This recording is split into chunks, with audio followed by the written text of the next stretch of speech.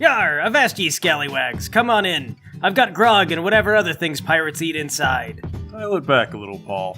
Don't listen to Mason. We be pirates today, sailing upon the high seas, spitting in the eyes of the Spanish Armada.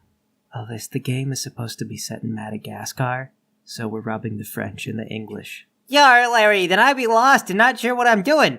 I've been writing home telling the lie to me family for too long now to own up to my mistakes. Well, anyway, come on in. So what's the plan, Paul? You told us we'd be pirates and not to bother making character sheets. Yeah, Mason, I considered character sheets, but then I realized you just be doing pirate things, and it's safe to assume you can all do those jobs. Well, I don't mind this open form stuff, but Paul, I really like my spreadsheets and my mechanics. I know, Elvis. I've been thinking about the next game, and you'll get your fix. Don't worry. I kind of enjoy the games where I don't have to plan. Well, too bad! Except for tonight, you don't have to plan for tonight. I did all the planning. But did you, though? Yes. Well, you say that. Well, I know the general plan, okay? Everybody sit down. Here we go. You're the crew of the ship La Pina. It's a pirate sloop. You used to own a bigger one, but times have been tough lately. You're in the midst of a bit of a plundering dry spell, and the crew has been pared down to only diehards and the crazies. Among you is Brendan, a would-be poet who writes bad poetry to commemorate every occasion. Carol, the manliest man on the ship and the person doing 80% of the hard work. Thank God for Carol. Leland, who believes the local lemurs are having dance parties in the jungle. Preston, who has OCD and has to do everything 3 times. Dominic, who's a bit young but seems to be a completely ordinary guy. All right, Paul, mega suspicious of that guy. Yeah, nobody's normal on La Pina. What's he hiding? Sherman, who likes to collect guns, but this being the era of patch and cap pistols, he's basically decked out from head to toe in single-fire guns. He's wrapped up like some kind of gun mummy. See, there's an ordinary, trustworthy crew member. Thomas, who's obsessed with cleanliness and scrubs the ship to shine, and Massey, the first mate. Apparently job description is a personality. For Massey it is. And finally there's Captain Bell, who closes up his spyglass and after a long, dejected look says, I just don't understand it, lads. We've been trawling through these waters for years. This spot alone we've raided 3 vessels. Where'd all the merchants go? Maybe we crashed the pirate economy, sir. Don't be silly, Elvis, lad. You can't crash an economy. That's like making an animal go extinct. It's crazy. There's tons of animals. We could hunt them forever and never run out. Well, Captain Bell, sir, I can tell you that what you can run out of is grog. We have totally run out of it. Arr. These be dark times indeed, gentlemen. We may have to hang up our pirate hats and exchange them for smocks at the old-timey convenience store. I swear I'd never go back to that life, sir. They wouldn't let me take bathroom breaks. But here on the open sea, the entire boat is a bathroom. All right now, Elvis. We've had this conversation a number of times. You can't just turn everything on the boat into a bathroom. But we're on the ocean, sir. It just washes off, and it's all water. Thomas washes it off. Your bathroom breaks give the man a conniption. Poor lad. Use the designated rest areas. Then why do they call it a poop deck? I've told you 100 times, Elvis. In terms of a ship, poop is a French loanword. La poop deck. Poop is a French word for stern. Well, the French are all a bunch of weird deviants anyway. That's why we're robbing them. Oh, lads, you make me want to hang myself. That's better than working retail, sir. Here, here, Captain Bell. You should hang yourself, sir. In fact, we all should. Set an example to the likes of everyone else about giving in to sedentary lifestyles. Lads, you're only saying that because you think everyone gets promoted up 1 rank if I die. Yet another reason for your noble sacrifice, sir. Well then, if it's all the same, I'd rather go on living to spite you, Mason. And for that matter, we can't scarcely lose another crew member, or we'll be unable to operate the ship. That's a really pretentious thing to bring up.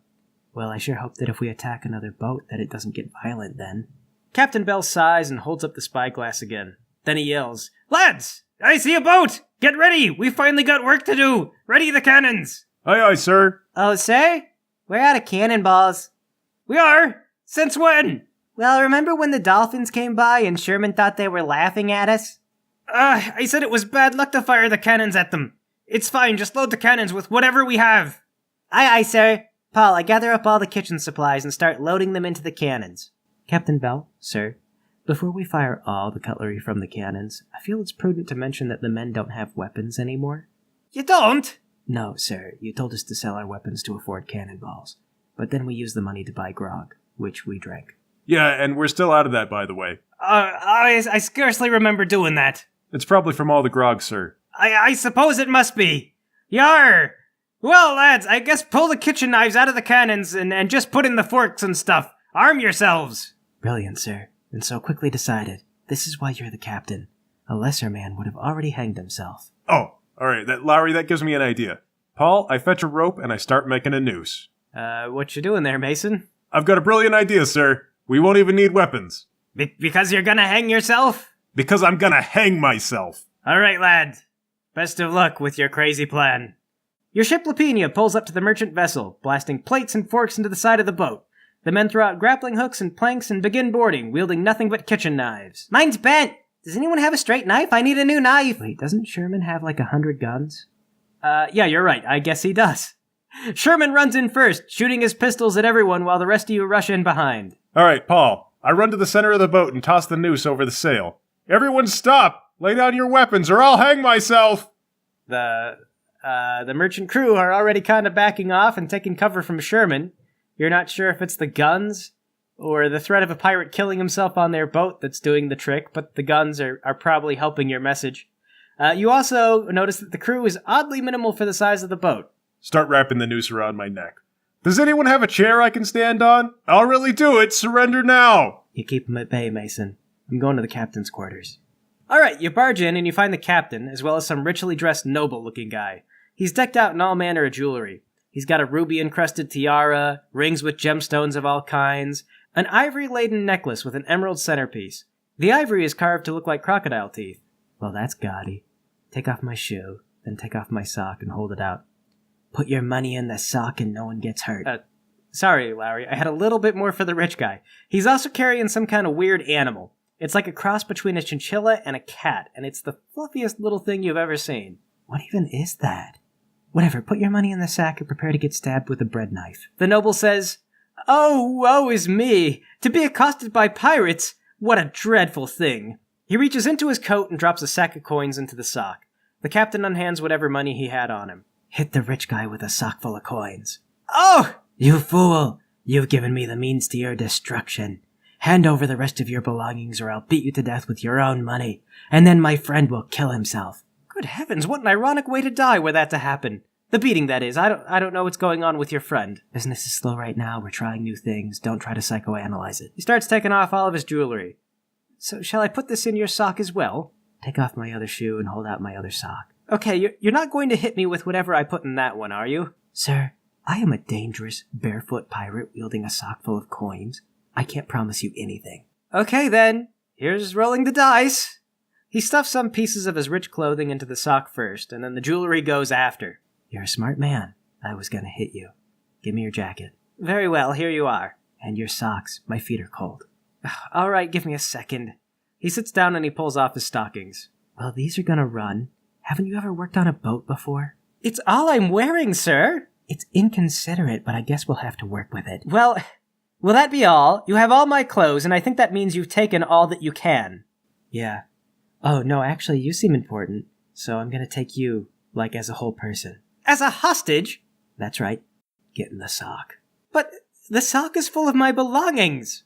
Yeah, I guess it would have saved time to just put you in the sock in the first place. Okay, hang on. Empty the sock into the guy's clothes that I'm wearing now. Put on all the jewelry. Okay, there you go. Put on the socks. Well, he puts on your socks. All right, come on, or I'm gonna get you with this bread knife. That took a little bit. Elvis and Mason, do you guys do anything special? Mostly I fiddle with the noose, I guess.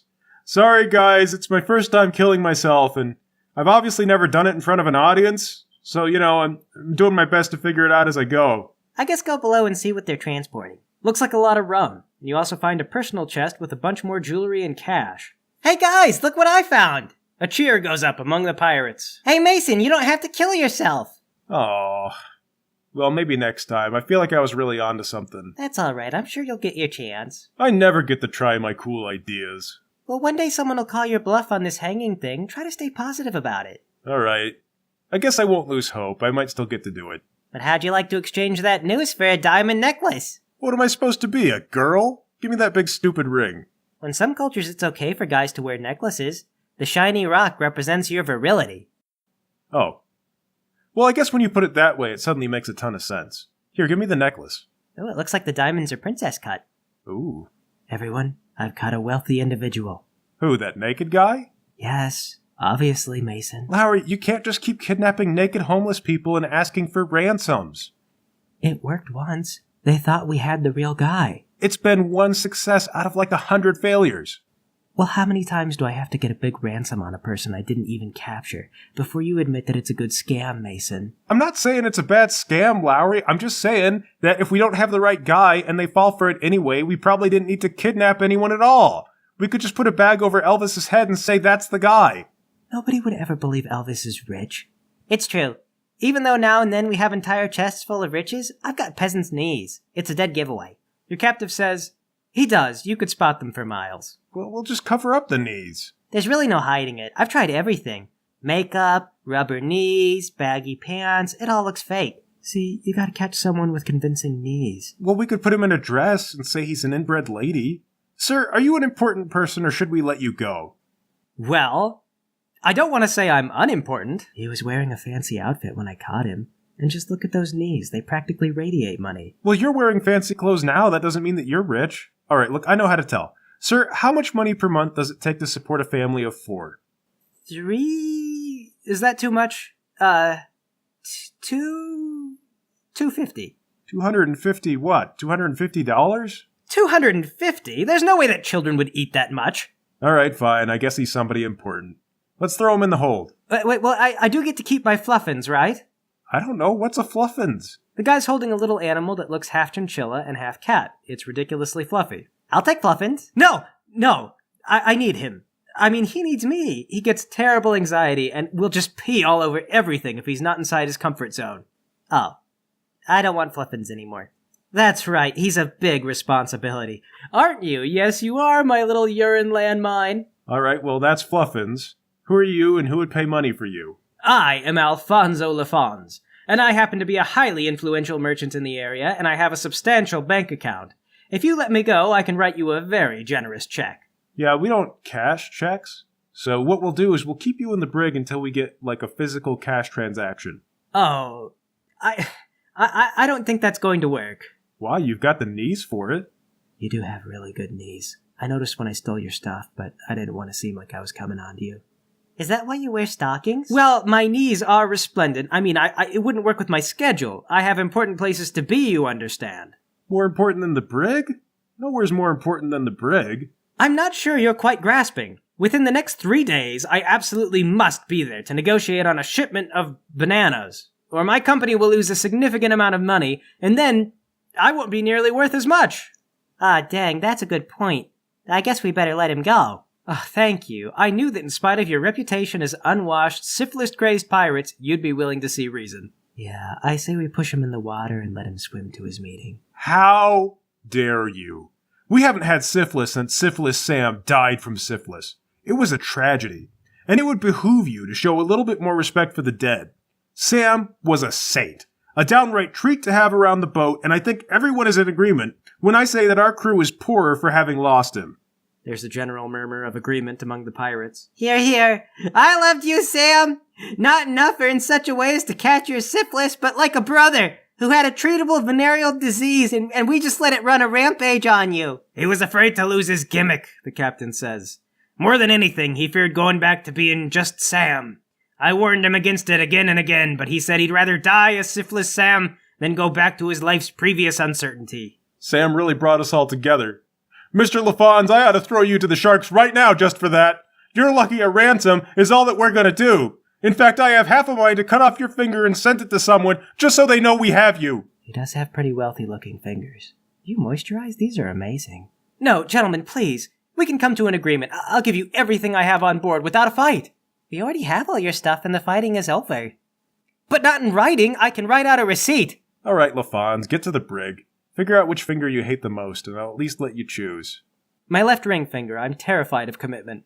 Oh. All right, well, I'll cut it off when we get around to it. All right, you guys usher LaFons away in spite of his many numerous bargains and complaints. You pull away the boarding planks and all the crew from the other ship seem a bit relieved to see you go. They wave as you depart. Weird. Wave back. Yeah, I don't want to seem rude. Bye! Thanks for having us! Your captain stands up on deck before the men. Well, lads, morale was sagging there for a while, but as ever we pulled through. There's nothing the lot of us can achieve, and this just proves it. With this kind of a haul, we'll be able to eat and drink for days, and not only that, but hire on new friends to help us in our earnest daily toil. When we get back to our hideout, La Barroca, everyone gets one free drink on me. And the pirates let out a cheer. I wish Syphilis Sam were here to see this. He'd be so proud. So it's a 3-day journey back to La Barroca. Is there anything you guys wanted to do before you get there? Yes. Gamble away my entire take of this loot in a single night. Alright, within a single day, Mason is once again flat broke. But everybody likes me. They like your money, but now you have no money. A pirate's world is a cutthroat paradox. Anyone else? Try on all the fancy clothes. See if I can find something that makes my knees look good. Fail. Okay, no problem. You do eventually set yourself up with a nice new coat and some pants, but they can do nothing to hide your working-class joints. Lowry. Take all of Mason's money in gambling. And the social bridge that Mason built with cash leads to Lowry. Hide it somewhere, but not somewhere well enough, and when the money goes missing, don't say anything. This is how it always goes. I don't even know who's taking the money. Sure, it vanishes almost as soon as you get back to La Barroca. See, you guys have it all wrong. I'm going to use my spoils to buy a bunch of rum. And over time, as it ages, it'll grow more valuable, therefore proving that pirates aren't just a bunch of dumb drunks, but that they have a complicated and nuanced understanding of alcohol as an investment vehicle. Elvis, aging rum doesn't make it any more valuable. When spirits like rum are aged, it's to flavor them using the barrel they were stored in. That's why some high-end liquors may have a sort of oaken flavor to them. But once they're already in the bottle, they don't absorb any more flavor, and the aging doesn't improve them. Wait, so you're saying my rum collection is worthless? Well, it's probably worth as much as rum. And as far as non-liquid assets go, no pun intended, it's probably not one of the worst ways to store material value. After all, the sale price of alcohol probably roughly follows inflation, just so long as your bottles are properly sealed with wax and haven't been opened. Why, what happens if they're not sealed with wax? The cork can rot, and it'll sort of ruin the rum. Oh god. I gotta go check on my retirement. I'll see you guys in a few hours. Elvis runs off to go check on his investments. A few others stay behind to do maintenance on the ship, and the rest head off to the bar to celebrate. Alfonso Lafons is placed in the La Barroca prison. The only bar in town is known as the Missy Prestige, and it's run by a woman who calls herself Missy Prestige. Convenient, easy to remember. For a long time now, she's been the only woman on the island, and by all accounts, she looks a lot like a man. She has one of those classical hairy moles above her lip. Well, is she nice? She's alright. Well, I'm not going to be choosy about a nice lady. Head down to see Missy Prestige at the Missy Prestige. Hey, Missy, how's it been? This is where everybody goes, so it's relatively packed at the moment. Used to be a brothel sort of thing, but now Missy's the only one that works here. She goes, "It was pretty boring until you guys got in. Now the place is on fire. Kinda. Had a big week, I guess?" Sure did. And I'd share some of the spoils with you to buy a drink, but I already gambled it away. 1 water, please. Alright, the usual. Here you go. Thanks. The water tastes especially, wet today. This is why I keep coming here. I'm sure being the only place to go has got nothing to do with it. I'm glad you're here, Missy. You're a treat. Alright, Lowry, what are you up to? 1 water, please. Another usual. I want mine with a lemon. Lemons cost extra. What kind of establishment is this that lemons aren't complimentary? I have to import lemons. What do you think? I just have a lemon tree in the back? You should. Think about where your life went wrong that you don't have one. Maybe I should get one, I guess. Maybe I'll give that some thought. Elvis, you find your rum cellar is not in the shape you hoped it would be. The bottles sealed by wax are alright, but the older ones with exposed corks are looking a bit gross. You're not sure if it's tainted the liquid, but it doesn't look good. Oh god, my livelihood! Why? Well, I guess gross rum shouldn't go to waste. Pop a rotted cork and start drinking right out of the bottle on my way to Missy Prestige. Yum, taste that bitter spoilage. The taste of ruined dreams. As you're walking along the wooden path that makes up the small town of La Barroca, you see what looks like Carol, the manliest guy on the boat, folded over on the ground.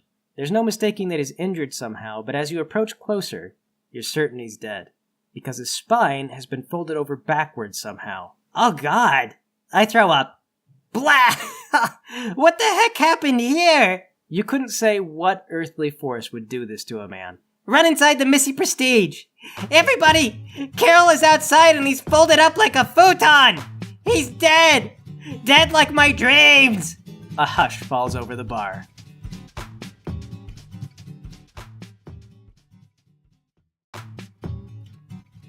You know what's funny? After all the crazy deaths that we've seen, as a player, I had to remind myself to react to a man folded in half backwards.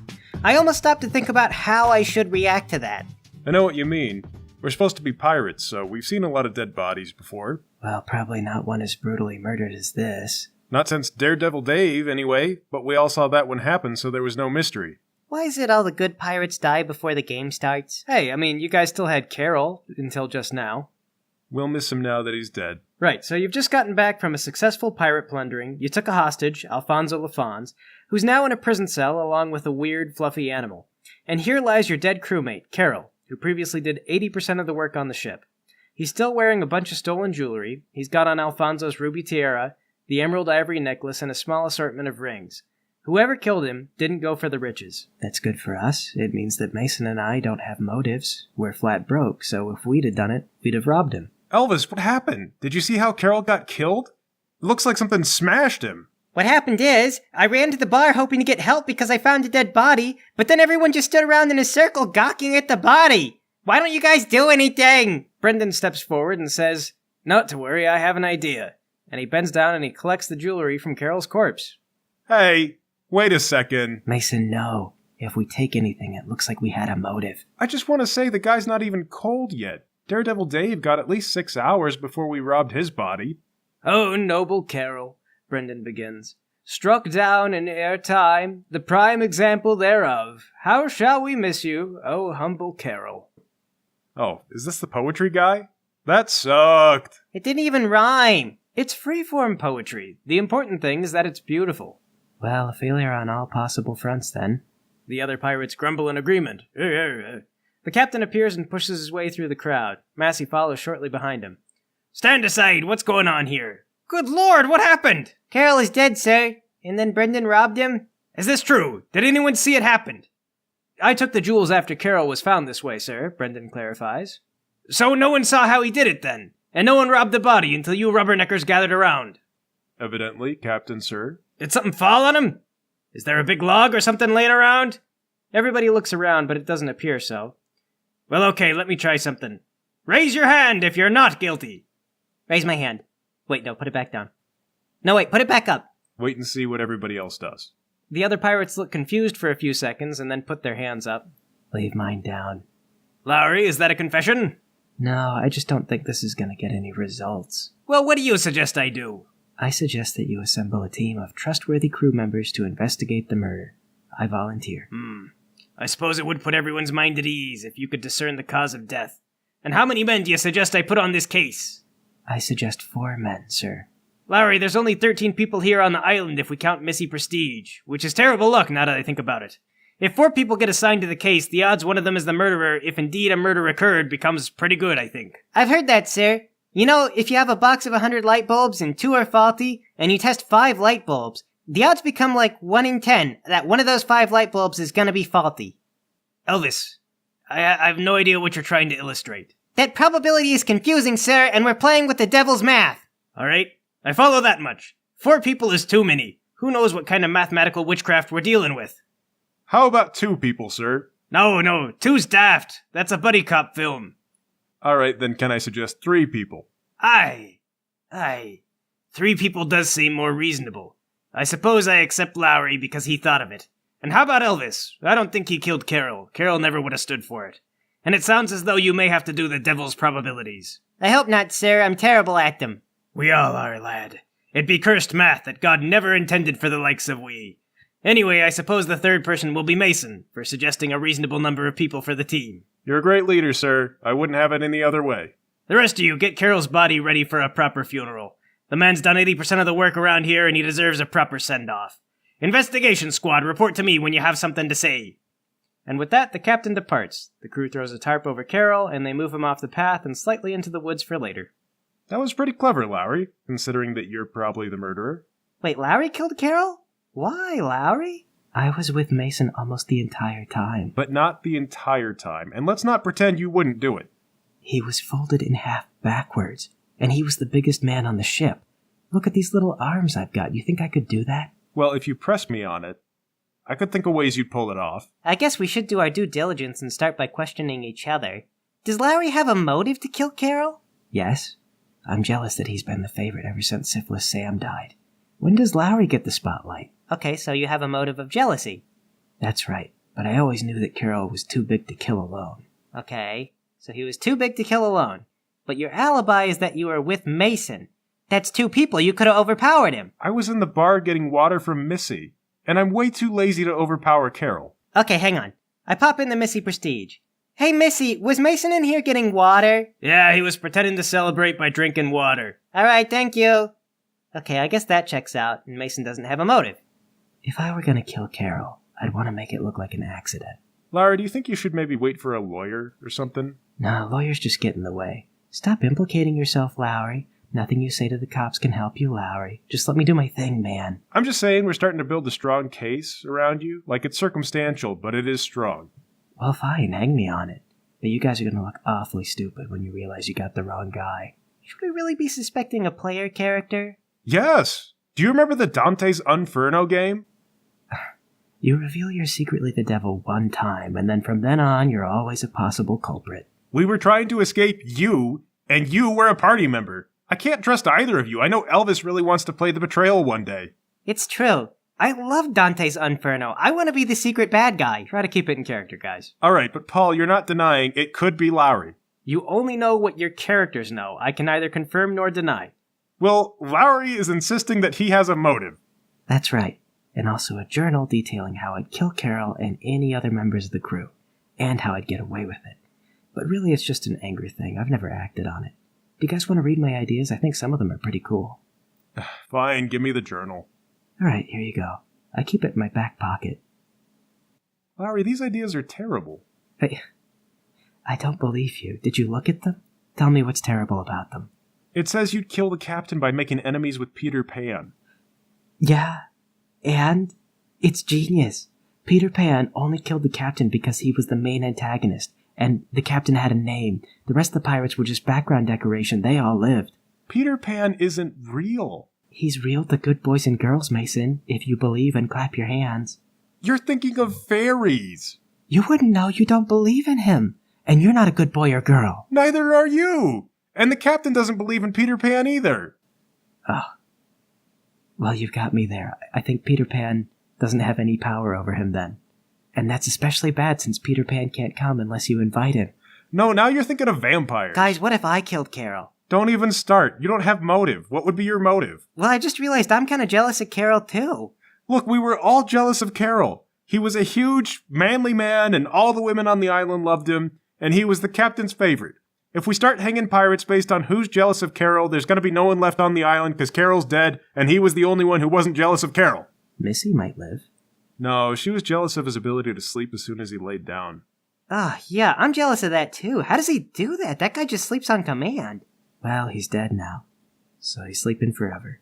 Yes, thanks Elvis and Lowry, that brings us up to speed. So I think we can conclude that Elvis has no motive, Lowry's an idiot, and we're going to botch this investigation so hard that the captain's going to hang us anyway. If you guys want to save yourself by blaming me, I'll understand. Mason, I thought you wanted to hang yourself. Yes, but as a vicious attack on my enemy's morale, not as a punishment. Okay, hang on. I've got questions about hanging yourself. What if the enemy misunderstands why you're doing it and they think you're punishing yourself? Why would they think that? What's unclear about hanging yourself as an attack? Can we please stay focused on the investigation? You're the one who derailed everything by implicating yourself under questioning. It's not even a real court. It doesn't matter. Just hang me. I'm ready to die. You're trying to take my thing. You're trying to get hung to demoralize us as an attack, but I'm not going to fall for it. I'm going to prove you didn't do it. Paul, I examined the body a little closer. Is there anything weird or outstanding about it? Yeah, there's a very wide set of teeth marks on him, which implies he must have been mauled by some kind of large animal. Aha! Lowry, you are not a large animal. Those could still be my teeth. You haven't proven anything. Unless you're a werewolf who only works under the light of exactly 4:63 p.m. or whatever this happened, I don't think so. First of all, 4:63 p.m. is not a real time, and second of all right, you got me, I'm innocent. Are we allowing werewolves as a consideration? That or a gorilla, I guess.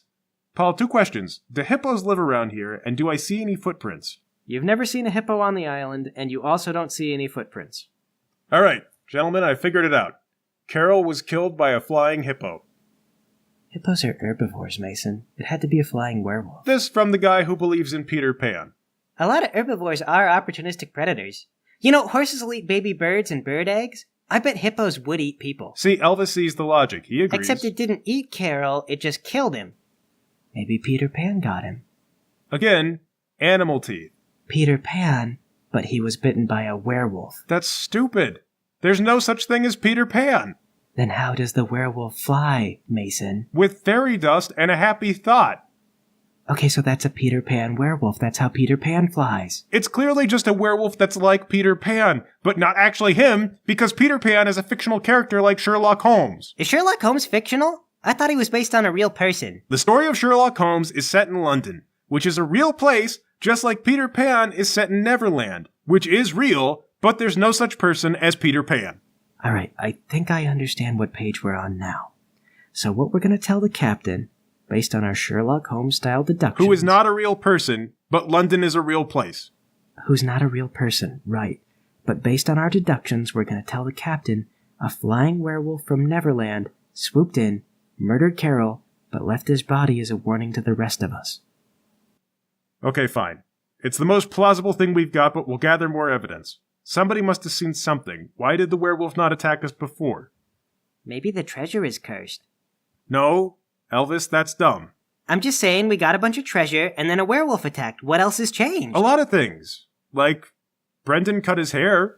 You think that would have angered a flying werewolf? I don't know. I've never met one. Everyone's so excited about the money, and if we tell them that it's cursed, they're gonna hang us anyway. Well, I bet that Alphonse guy would know. Let's go ask him.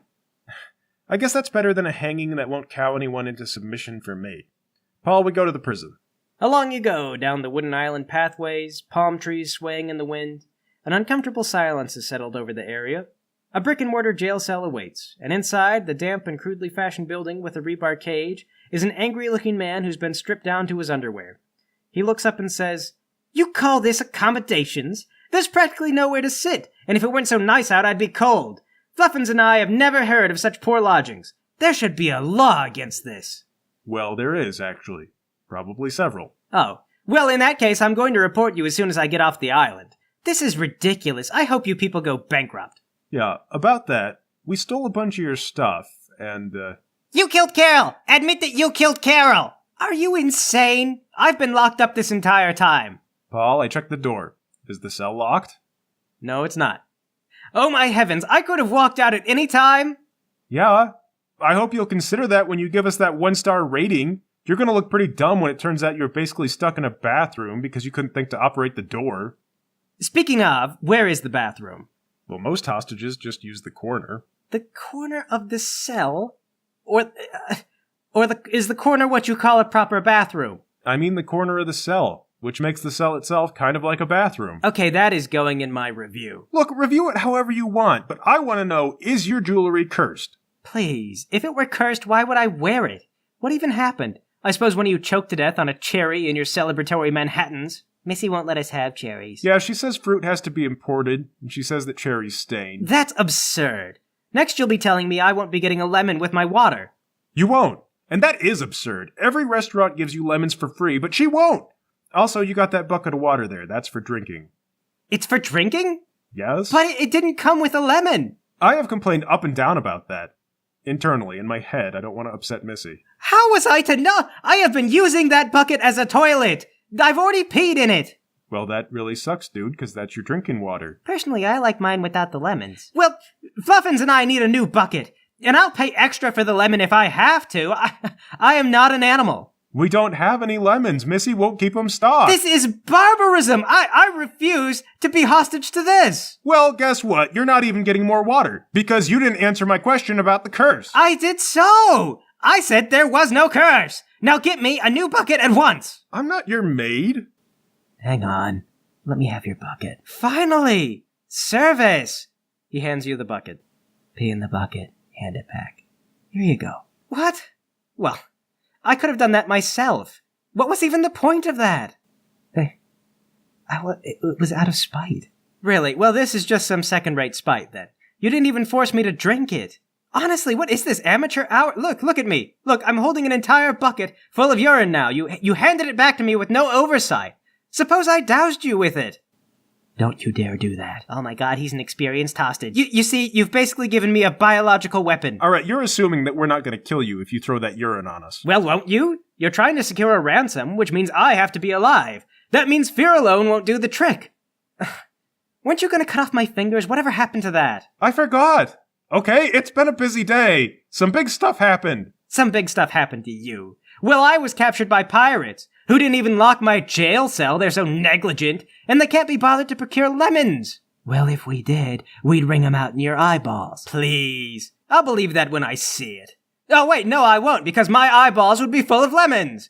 I wouldn't be able to see anything. Shut up! We don't need lemons. We have plenty of other awesome fruits that we could squeeze into your eyeballs. Like what, coconuts? Yes! Like coconuts. We can't see for coconuts. We got so many coconuts. What do you want, coconut milk in your eyes? I'd like to see you go through the trouble. I bet you don't even know how to open a coconut. I'll show you. You wait right there. Paul, I storm out. Oh, don't forget to lock the doors this time. Ooh. Go back in and lock the door. Come on, guys. Go outside. Start climbing a coconut tree. Gonna show you coconut. I'll show you how to open a coconut. Open your coconut. Mason, I think maybe he got under your skin. Maybe we should just ignore him. I feel like that would probably make him angrier than pouring coconut milk in his eyes. I can't just ignore him. Did you hear how he talked to me? It was very rude. But in fairness, I did try to make him drink pee, so I'm not sure who's the bad guy. All right, listen. Lowry, as a pirate, the answer to the question of who's a bad guy is always the other guy. Whoever made you mad is wrong. What about among the crew? He's not crew, so that's not relevant. Are we not supposed to blame ourselves for stuff? I don't. Paul, do I have that coconut yet? Yeah, you got the coconut. All right, hop down and smash it open. You spill coconut juice everywhere. Gosh! Dang it! Mason, maybe you should use a corkscrew. You can't corkscrew a coconut, Elvis! You need a drill! A corkscrew is a type of drill. It's meant for corks! Well, what's a coconut shell but a type of cork? You know what? I mean, I think that tracks. That keeps the juices in. I don't know what. Paul, go to Missy. Hey, Missy, can I get a corkscrew? Fine, here you go. What do you need a corkscrew for, Mason? I gotta get coconut juice out of this coconut. What's that got to do with the murder? Oh. 'Cause it looks like you're just gonna break my corkscrew. It won't break. The corkscrew breaks. Elvis, I told you! I never said I was a coconut expert. Why do you need the coconut? To pour it in Alfonso's eyes. Who's Alfonso? Our hostage. Are you torturing him for information about the murder? Kind of. Actually, I guess it's just more like torture in general. All right, tell me what you've learned so far about the murder, Mason. Well, we think a werewolf did it. A flying werewolf. From Neverland. Okay, I don't think the captain is gonna like that conclusion. I also don't think he's gonna believe you put in a lot of effort. Well, it's pretty good logic if you'd been there for our discussing the evidence that we gathered in the past hour or so. I don't expect us to be that far in. Do you have another corkscrew? I'm not gonna give you another corkscrew. Have you considered talking to the other guys who saw Carol last? Who saw him last? I don't know. I was in here with you. Well, then that's not very helpful, Missy. Thank you, but no thank you. Oh my god. She takes away your coconut, cracks it with a coconut knife, and pours the milk into a glass. It's actually not that much fluid. Man, this is a ripoff. I need at least a tall glass. What you need is to figure out who killed Carol. It was some kind of animal. Or was it a person dressed up as an animal? Wow, Missy.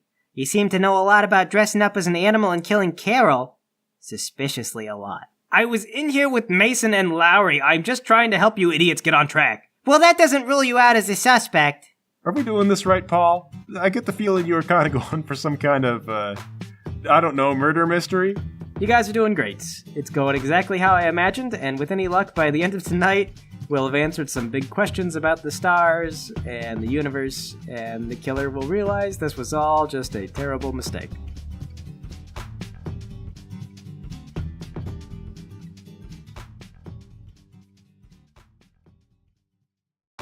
Murder Mystery is notoriously one of the hardest types of games to run.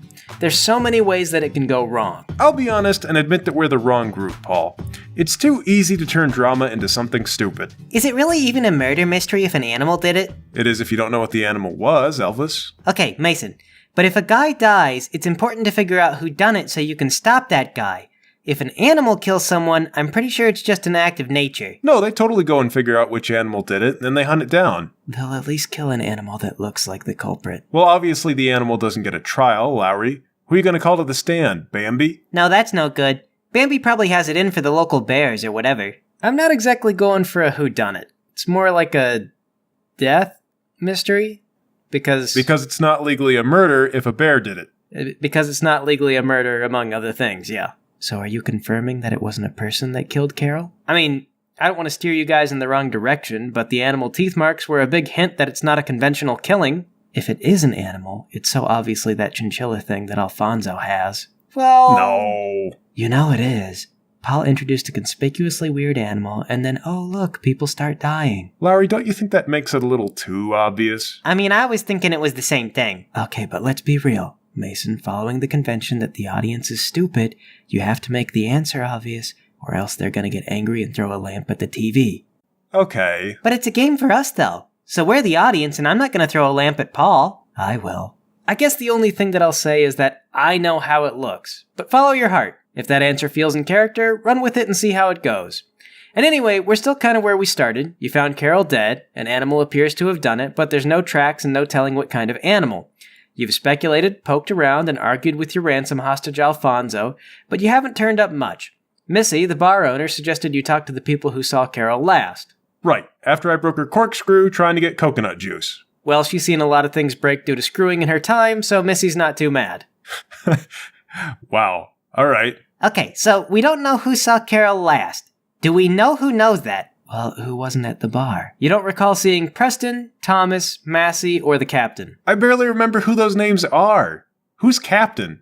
I'm kidding, but Massey's the first mate, right? That's right. I forget them too, so I wrote all their names down. Paul, were those guys there when we found the body? I'm gonna say no. I want to give you a reason, but that's the point of talking to them. Why does it matter if they were here, Lowry? Because if they weren't close enough to gawk at Carol's body, they weren't anywhere nearby when he died. Shoot, that's a good point. Okay, so Paul, our clue so far is bite marks and nothing else? Yes. Well, I'm stumped. Mason, the problem is we're not thinking like Paul. Imagine yourself as the GM, and you're doing a terrible job. If doing a terrible job is a foregone conclusion, then the answer could be anything. Oh, come on. One clue is not enough clues, Paul. And don't give us this hidden clues excuse. There needs to be at least 3 obvious ones. I know that. And look, guys, I'm sorry. I don't usually do this type of game. It's a little new to everybody, but I'm taking a swing at it. Just try to run it through. All right, well, we may as well ask the 2 crew members. I mean, they weren't there when the captain was asking what happened, but maybe they did see something. Fine. I'm just saying it wouldn't make logical sense. Already demoralized and sure that you won't find the answer, you drag your feet down to the ship where Thomas is cleaning to a mirror shine, and Preston is opening and closing doors. Hey guys, did one of you kill Carol? Thomas comes to the side of the deck and says, What? No, I've been up here cleaning. There's so many germs. He turns to Preston and he says, Hey, did you kill Carol? Preston yells back, No, I'm still trying to get out of the ship. Well, we figured it wasn't you. It looks like some kind of animal got to him. Do either of you guys see anything? Nope.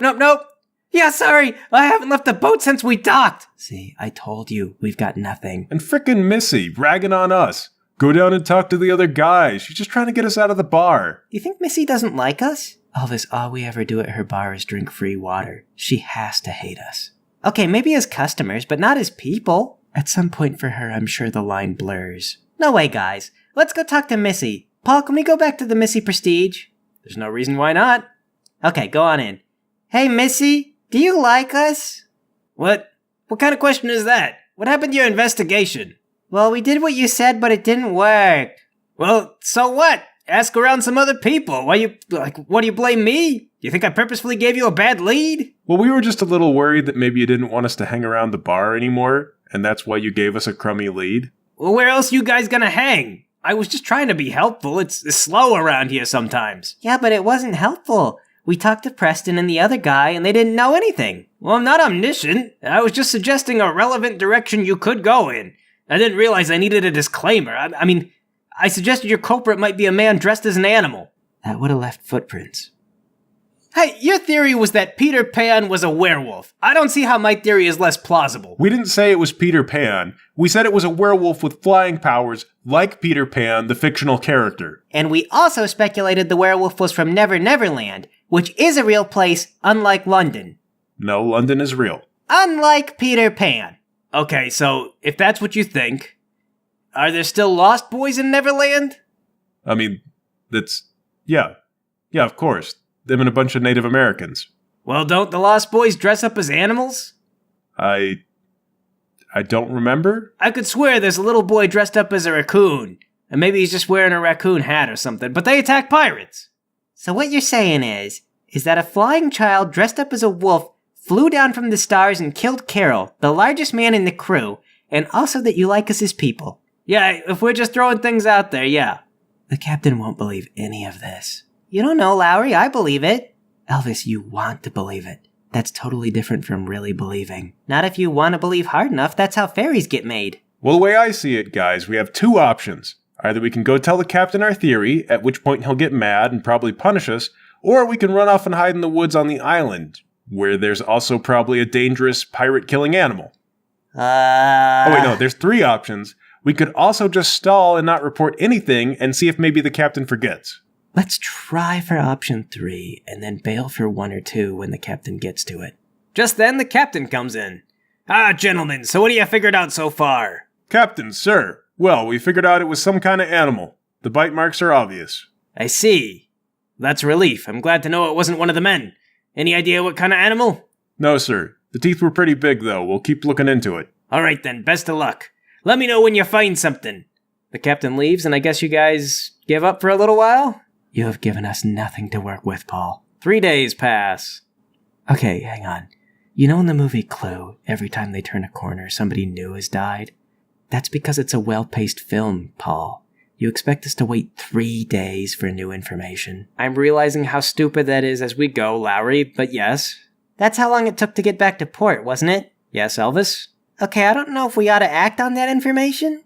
I'll allow it. I mean, you've got 3 days to think about it, and let's be fair, you did accuse Alfonso of cursing you, so it's not like you didn't consider a connection between here and there. Okay then. So 3 days pass, you're in the bar because there's nowhere left to hang, and there's been a lot of chatter about how hard it'll be to operate the sloop without Carol. There's a eulogy and a simple burial, and Brendan delivers a terrible poem, sounding as though from the top of his head. But on the 3rd day, Massey rushes in and announces, "Brendan is dead!" And all the pirates rush out. You find him near a wooded space, just like Carol, with similar bite marks. Brendan is wearing the jewelry he originally got, plus the stuff he took from Carol. Okay, so we have a common element. What notable jewelry was taken from Carol when he died? He had a ruby tiara, an emerald necklace with ivory teeth on it, and some diamond earrings. I'm calling it now. It's the necklace. Well, I'm gonna grab all of it. I call dibs. Sherman speaks up. He says, "Weren't you the guy who said we ought to wait until the body's cold?" Paul, which one is Sherman again? The guy with the guns. Alright, listen here, Shooty McBang Bang. Shooty McBang Bang. Yeah, listen here. I'm in charge of investigating, and I'm gonna investigate the jewelry. All the pirates groan. Shut up! They're cursed. Both these guys were wearing this stuff. Obviously, it's cursed. The captain pushes through and says, "Cursed to what? Attract a flying hippopotamus? Look at these teeth marks. They're enormous. But there's not a single smirch on the ground around them. Boys, I know we were all secretly hoping that Brendan would die, but if this keeps up, it'll be all but impossible to man the sloop." "It's the lemurs!" cries Lemond. "The endless parties in the woods aren't enough to satisfy them anymore. They crave the excitement that only murder can bring. They drink the blood and then dance to the endless beating of the drums. Can you hear it?" Do we hear anything? No. "Oh, it's the devil's music!" Leland, I don't think a lemur did this. The teeth marks are too big. "It was a very big lemur!" A were-lemur. Elvis, it's not a were-lemur. Size of a man, teeth like a lemur. "It has to be! It must be!" If it were a were-lemur, it would have to leave footprints. How does that work? "They travel through the trees! They have dance moves you haven't seen! So slick they never touch the ground! Their dancing and dancing has given them supernatural powers!" Everyone, we gotta be real. Lemurs are all that's out in the woods, and it's starting to add up. Worried murmurs begin to spread among the pirates. The captain interjects. No. We all agreed that we wouldn't encourage Leland." But sir, did we agree not to join in Leland's hysteria? Okay, new rule. Hysteria of any sort is completely forbidden, except for Leland, who's already too far gone to stop. Mason, Elvis, and Lowry, do your darn jobs. If I have to ask you a 3rd time, you're going to the brig with that Alfonso fella, you understand? Crystal, sir. I hate that guy. Good. Then everyone get back to your daily whatever. Stop causing a panic and throw Brendan in the sea. And with that, the pirates toss Brendan in the sea and disperse. Oh wait, before everyone goes, did anyone see anything useful? The pirates all kind of mumble and shuffle off, and nobody comes forward. The necklace is cursed. How do you figure? I mean, I think you're right, but a ruby is also a good cursed gemstone. It's red. That's an evil color. Well, for one, it's the most descript piece of jewelry that we have. For two, it's decorated with animal teeth, and everyone keeps getting killed by an animal. So unless that tiara has some kind of engraving on it, it doesn't seem special. Okay, Paul, check the tiara, pry out the ruby, see if there's anything weird about it. Nothing too out of the ordinary? Alright, pocket the ruby, then toss the metal part to Elvis. Sweet, it matches my belt. And what about the emerald necklace? Okay, now that is a centerpiece. There's intricate carvings all over the ivory, and the emerald itself is huge. Try and pry a tooth off of the necklace. You pull gently at first, but it stays firmly attached. You apply more and more force with no results. The teeth will not budge from the necklace. Okay, set it down on top of a rock and get another rock. Do we really want to do that, Mason? If it's cursed, it might get angry if you try to smash it. It's killing people, and now I have it. The only thing it's gonna do is kill me. Paul, I try to smash the necklace. Alright, you bring that rock down and blam! The rock shatters, but the necklace remains totally unscathed. See? Called it. Okay, Lowry, you called it, but that was after the second time we saw it on a dead body. I don't think you get points for that. So we have it now. Should we give it to someone else and see if it kills them? Actually, yes. I know just the guy. Paul, I take the necklace down to the brig. Down to the brig you go, with a bone to pick and really kind of the same questions to ask. We're really not entirely the only ones to blame for that, Paul. No, because who we really blame is Alfonso. Alfonso, we figured out your stupid necklace is cursed. Oh, what, this again? Did another pirate choke on his own tongue? No, he was bitten in half by a giant animal, and both the victims were wearing this. Show him the necklace. Have you ever heard of such a thing as coincidence? No. What is that, French for conspiracy? No. It stems from the Latin considiere, which means to agree. Really? Is that true?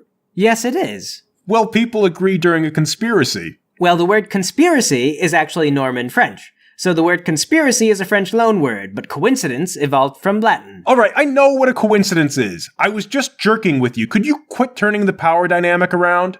I don't know, maybe. But only if you'll give me that necklace. What? Why? It's cursed. Well, I'm using reverse psychology on you, obviously. Wait, on what front? On what level am I being reversed? Mason. Are you trying to trick me into giving you the necklace? Or are you trying to trick me into keeping it? Mason, he's obviously in your head. How many times have you been kidnapped, Mr. Alfonso? Well, it depends on your definition of kidnap. Alright, we're not doing that again. Kidnap means exactly what we think it all means, Latin roots or otherwise. Don't try to get in our heads. All I mean to say is that I've been through enough endless parties and introduced to enough eligible young women to know how to slip out of a situation. Socially, that is. I'm still waiting for you to take me and collect your ransom. Well, we can't now, because we lost 2 crew members and therefore about 80% of our ability to sail. That math doesn't make sense. It does, when you realize that all of us are either crazy or lazy, and the necklace killed the one guy who does any real work. No. I don't believe you. How many pirates are on this island? Surely more than 10. It's 12 now, Alfonso. Yeah, we thankfully got past that unlucky number 13 when Brendan died.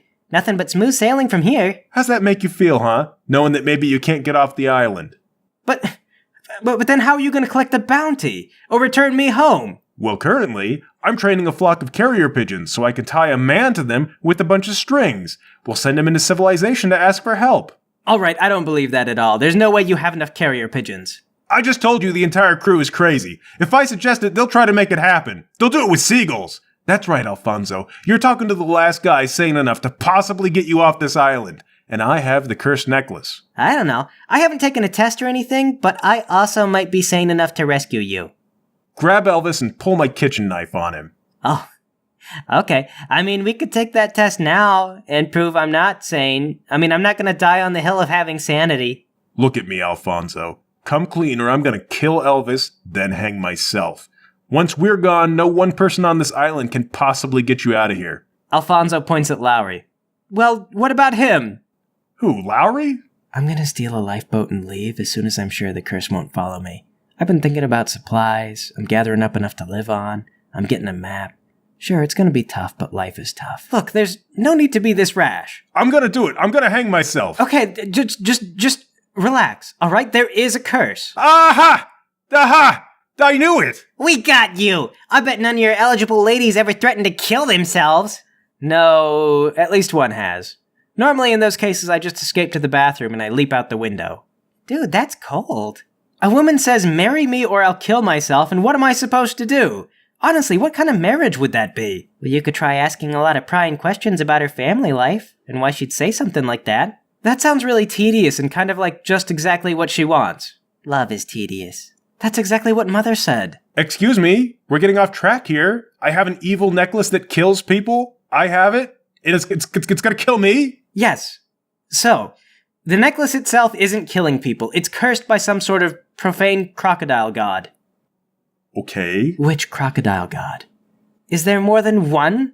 Well, there's African crocodiles, Australian crocodiles, Chinese crocodiles, South American crocodiles. Is it the god of all those crocodiles? I don't know. I guess a god implies a certain level of omnipotence. Is it the god of caimans? If those are crocodiles, I presume as much. See, that was a trick question. Caimans are part of the alligator family, not crocodiles. So is this the god of crocodilian species or the god of crocodiles? There's an important academic difference. I have no idea. Chinese crocodiles at best guess. I got the necklace in China from an old man in a knick-knack shop.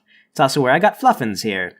The man told me not to feed fluffins after midnight, but I defied him. And it turns out he warned me that because it makes fluffins fat. So now we're rather strict about it, aren't we, fluffins? Did he tell you the necklace was cursed? Yes. He gave a variety of ominous warnings, and he explained that fluffins and the necklace were a package deal. I didn't believe the curse, and the first thing I did was feed fluffins after midnight, and that turned out okay. Don't ever tell me what to do, is the moral of the story. Well, how are you not dead? Well, you see, every 3 days the crocodile god comes for whoever is holding the necklace. But if he can't catch you for whatever reason, he kills another, usually a loved one. But if not that, a friend. It's killed virtually everyone that I care about, and I'd do anything to be rid of that curse. Have you tried throwing it away? Go ahead, you try it, see how it works. It'll come right back to you. Did you keep the receipt? Did you try returning it? Well, for one, there was no official receipt, and two, that's how I know it always comes back. No matter where you leave it, who you leave it with, sooner or later it finds its way back to you, oftentimes killing its way through everyone who kept it. I suppose that would explain why you were sailing across the sea, transporting nothing but jewels and alcohol on your way to, what was it? A meeting about bananas? In fairness, I really was going to go talk about some bananas. It just wasn't a necessary trip. I normally correspond by mail about that kind of thing. Wait, you set us up. You set yourselves up. Robbing people, honestly. Don't you have any sense of poetic justice? Well, now what, since you're trapped, Mr. Poetic Genius? Let me out, and I'll help you find an answer. No way, you're completely insidious. Wait, is this reverse psychology again? Yes. I knew it! Wait. You're doing reverse psychology now. You're trying to make me do the opposite of what you want. So long as you do what I want in the end. Well, I'm not gonna do it. Then how do you propose that we get out of this mess? Just you wait. I have a plan.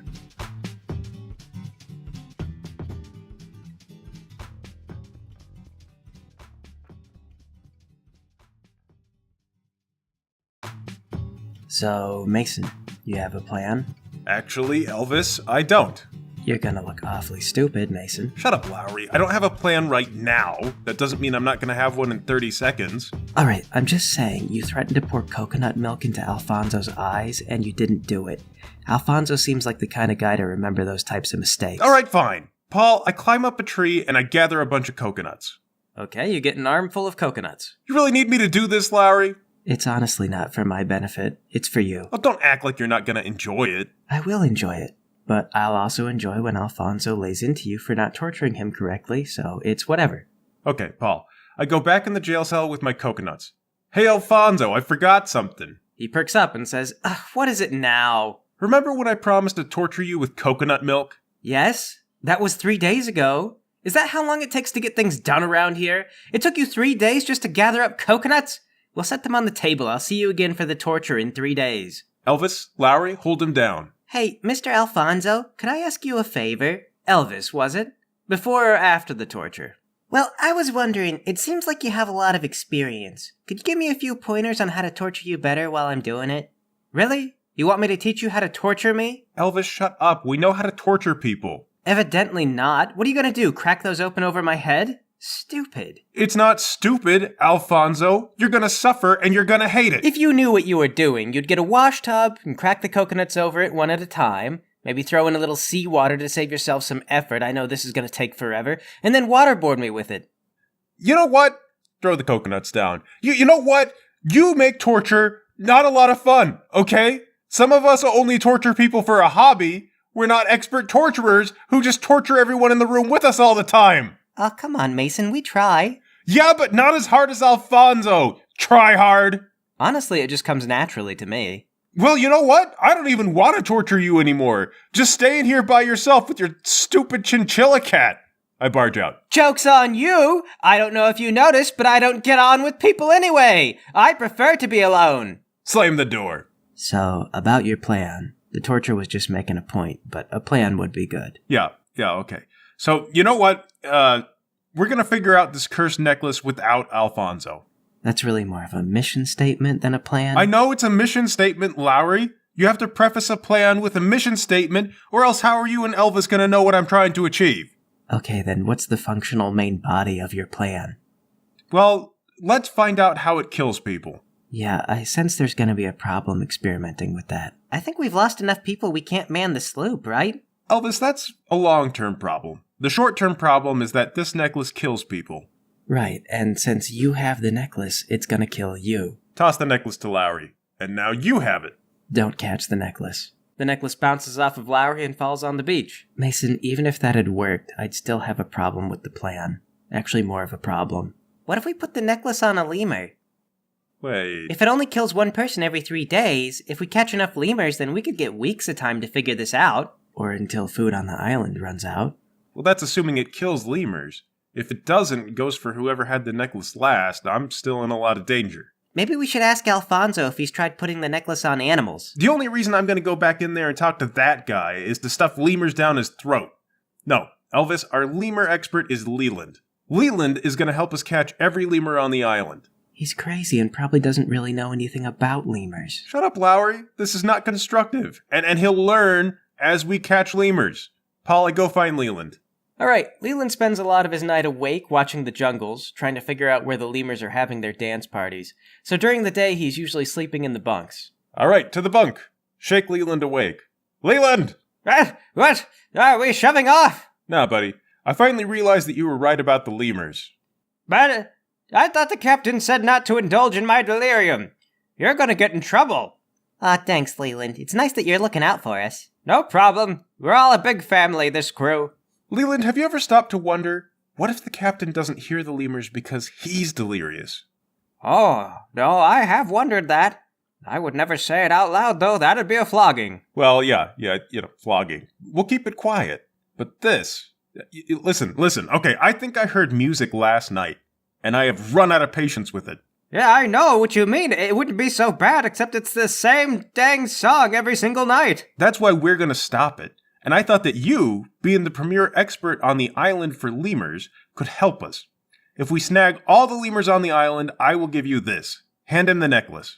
Oh, wow. Thanks, guys. This is really...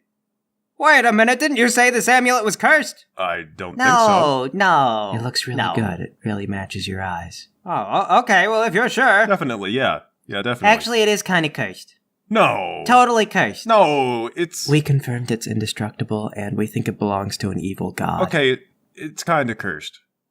Why do you guys do this? I think nothing but the best of you, and you're always pulling pranks on me. I never prank you. You should, though. They're really funny. I don't think they're that funny. Just the other day, Bradford was standing behind me playing a drum. I kept turning around. I thought I was hearing lemurs. They were going out of their way to torture me or something. Well, that's the part that we all think is funny. Because you always blame the lemurs, and it's funny, Leland. From behind you, Bradford appears. I'm really sorry about that, Leland. I did laugh at the time, but after I gave it some thought, I felt bad about it. What?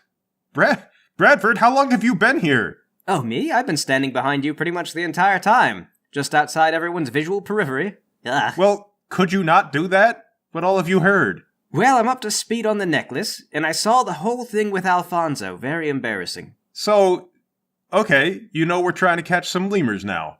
It's true. Leland, they really do have it out for the lemurs.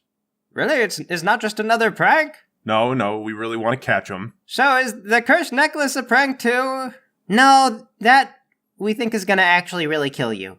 Oh, darn it. But you do have 3 days to live. Can I give it back or hand it off to someone else? No, I won't take it. You're probably stuck with it, Leland. But we think if you give it to a lemur, the curse might kill the lemur instead. Oh. Alright, okay, well, I'm a little despaired about the potential of dying, but it's rising, being replaced with hope. I like the sound of those lemurs finally getting what's coming to them. So Leland, what do lemurs eat? If we're gonna catch one, it'll help to have bait. Well, they love parties, so mostly party foods, like cocktail wieners, cocktail shrimp, cocktail sauce. They drink cocktail drinks. Do they serve them in cute little glasses? Well, I assume they have to have everything be cocktailed because of their diminutive size. Leland, quick question. Do you even know what lemurs are? Bradford interjects. I happen to know a thing or two about lemurs. Really? Bradford? Why are you the lemur guy? Well, there's not a lot to do on the island, so sometimes I sneak out into the woods and watch the animals. I can tell you that lemurs have fascinating diets. You see, the trees around here don't bear fruit very reliably, so lemurs eat things like bugs and fruits, but they're also herbivores and will spend a lot of time snacking on leaves. Okay. I was hoping we could put out some, peanuts or something. Well, I bet they'd eat peanuts. But a lot of lemurs around here spend most of their time lazing around the trees and eating leaves. So if you're very quiet, I think you could sneak up behind one and catch it. Can you do that? Likely not without getting bitten. Maybe Missy's got some tough work gloves we can borrow. We work on a boat, Elvis. We all have work gloves. Wait, you guys have work gloves? Bradford, can you put on some work gloves and catch a lemur? You turn around and Bradford is gone. Bradford? Well, I guess he's going to get a lemur. I could swear they ate cocktail weenies and shrimp. Shut up, Leland. You're cursed by an alligator. Technically, you are too, Mason. How long have we all had work gloves? You don't even do any work, Elvis. Because I didn't have gloves. You mean I could be helping out on the ship and not tearing my hands to shreds? I could be the next Carol. Oh, don't even kid yourself. There was a lot more to Carol than just having work gloves. It's true. You're not nearly as tall, or handsome, nor as bronzed. And his voice was so melodic and beautiful, it's such a shame I miss Carol. We all do, Leland. Brandon pops up behind you. Ah! That was exactly the reaction this lemur had when I grabbed it. Bradford is holding a lemur that is currently shrieking, howling, and trying to bite Bradford to death through his gloves. How did we not hear that coming? Well, he was bewildered and perfectly silent until just now. All right, well, here we go. Leland, put the necklace on the lemur. I thought this was mine now. It's a cursed necklace that's going to make an alligator god kill you. I'm unclear. Was that true or was that a prank? Leland, for goodness sake. Take the necklace from Leland and put it on the lemur. Okay, the lemur is still struggling. It doesn't know what to do with this. It just makes it panic more. Bradford goes, "So now what do I do with it?" Well? We have to keep it for 3 days. Where shall we keep it? Okay, now let's go see Missy. Alright, you head on down to the Missy Prestige. Hey, Missy? Yeah, what do you need, hun? Do you have any cages? Yeah, I got chicken cages. Can I borrow one? Why do you need one? Well, we figured out what's killing everyone is some kind of angry crocodile god, so we're going to keep a lemur in a cage and try to pass the curse off to it so nobody else dies. I thought you believed that Peter Pan was killing everyone. Okay, 1, he's not a real person, and 2, we can change our theory as we get new information. That's called science, Missy. That's not science. What's your statistical significance? 5. It can't be 5. That would mean that 500% of your data is an outlier to your general conclusion. Yeah? That seems about right. So, do you have a cage we can borrow or not? Fine. She goes back and she gets the cage. So you're saying you have 5 times as much data saying you're wrong than saying your theory is correct? I mean, I haven't calculated it, jeez. Just off the top of my head, it sounds like 500% wrong is possible. So yes, Paul, I take the cage. Besides, aren't you supposed to be a brothel owner? Why do you know about statistical significance? I don't even manage any girls anymore. All I have time to do is read. Speaking of, did you know that lemurs are an endangered species? And there used to be lemurs the size of gorillas. They've gone extinct. We are an endangered species. There's only 10 of us left on the island. What's all this about endangered species?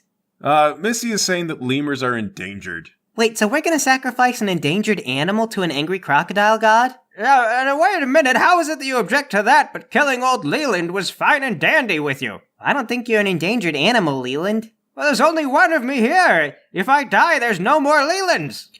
Well, there's probably more Lelands off the island. It's not a very popular name. Every Leland we lose is a loss to the world for Lelands. Well, these are desperate times. Bradford, put the lemur in the cage. Bradford puts the lemur in the cage. Now we just have to keep it alive for 3 days. Oh, God. Yeah. I can't do that with the hamster. Bradford, you said these things have weird diets? Sure, weird diets. They're also very social, so they should be among other lemurs. I also wouldn't expect them to get comfortable around people, considering they're not domesticated animals. Sometimes locals keep them as pets, but in those cases they may kill the mother and then raise the baby so that humans are all the lemur would know. Keeping one in captivity is also likely to make it a bit neurotic. I don't know if I can do this. Elvis, this is for the good of the entire crew. This lemur's sacrifice might be our salvation. But what a way to go, though. Your last 3 days spent terrified and isolated from your friends and family? Just again, you are gonna let me die. Well, Leland, for one thing, we didn't think about it very much, and for two, you're not an adorable lemur. Look at this guy. Heart going so fast. He's breathing so hard, he doesn't know what's going on. I don't know what's going on either. Well, you're not cute, though. I was when I was a child. If we get back to England, my family has portraits of me from back then. Wouldn't kill old Leland when you realize he had a family and a childhood, would you? I mean, I wouldn't kill baby Leland. You know what? Actually, maybe Leland is making sense. Maybe killing is wrong. Oh God, maybe piracy is wrong. Look what you did, Leland. Now Elvis is gonna quit the crew. Oh, what? Is it illegal to be a hypocrite now? It's different when we do piracy. I get money out of it. Okay, I think I'm starting to remember why we're okay with killing Leland again. Yeah, this lemur would never... Well, he's not smart enough to do piracy. He doesn't understand it. He probably would if he could. Is that true, little lemur? Would you kill us and take our money if you understood the value of money and how to sail a boat? The little lemur is just hyperventilating away.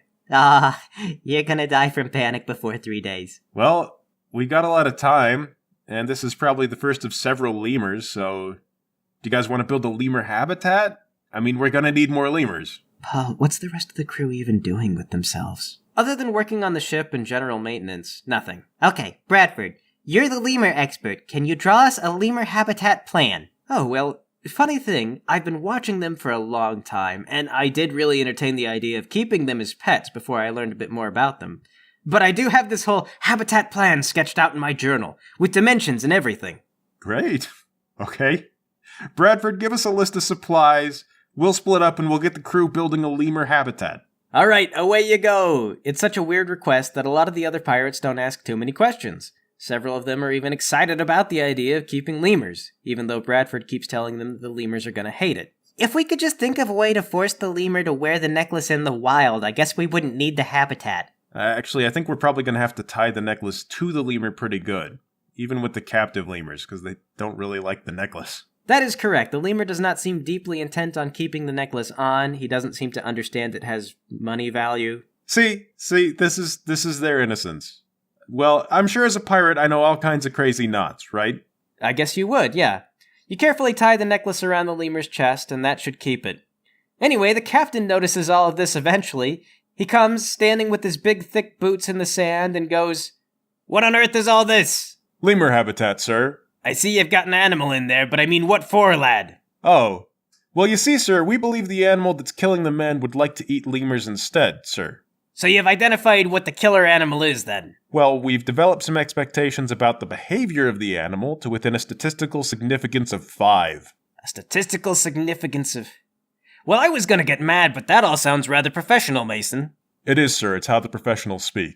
Just ask Missy about it. According to her, it's pretty incredible. But I don't understand. If you think the animal eats lemurs, why would you bring their food source closer to the men? Well, if it starts prowling around the beach more commonly, sir, then we're more likely to spot it. One of the men will ring the alarm, and then we'll catch that thing. All right. Though I do have one more question. When I tried to make you repair the leaks in the barracks, you all grumbled like children about it. But here you are putting together an entire lemur habitat, and everyone's happy as clams. Why are you like this, lads? Well, that was working. These are lemurs, sir. They're darn smelly animals. And they poop like the dickens, sir, but they're cute as heck. And you're happy about this? We're having fun right now, sir. Until the excitement wears off and no one wants to clean the habitat again. Yeah, at which point we'll hate it, sir. But we're not there yet. Give it a few weeks at least. I'm sure Thomas will clean it up, whether he likes it or not. He's got one of those, mental illnesses. But alright, one final question. Why is your lemur wearing an emerald necklace? Well, I want them to be hot for the girls, sir. We could make them reproduce. That's a female lemur, Mason. I've known women to wear jewelry just to impress each other, sir. All right, then. And the captain leaves you to it. Mason, what was all that about? Are we going to tell the captain about the curse? Not yet. But why? If we outsmart a crocodile god, he might give us extra time off or something. Well, he seems like a practical guy, and he might understand, but if he doesn't, he's got more authority than we do. So he could tell us to knock it off, or even lock us up with Alfonso for threatening to spread hysteria. So are we trying to keep this a secret? Leland, Bradford, Missy, and all of us know. That's already half the island. Missy doesn't know. I told her. Also, Mason, you told her. Oh, right, I did. But she thought I was totally stupid. I gave her more details. She still thinks you're stupid. Okay, so half the island knows it's a curse. More than half if you count Alfonso. But Massey and the captain don't know, and everyone else wants pet lemurs, even if it's bad for the lemurs, and eventually bad for us because they're very smelly and poopy animals. And that's what matters. I guess so. So, what now? I guess we get ready for the next crocodile visit. All right. You guys get settled in, and you wait for the next murder.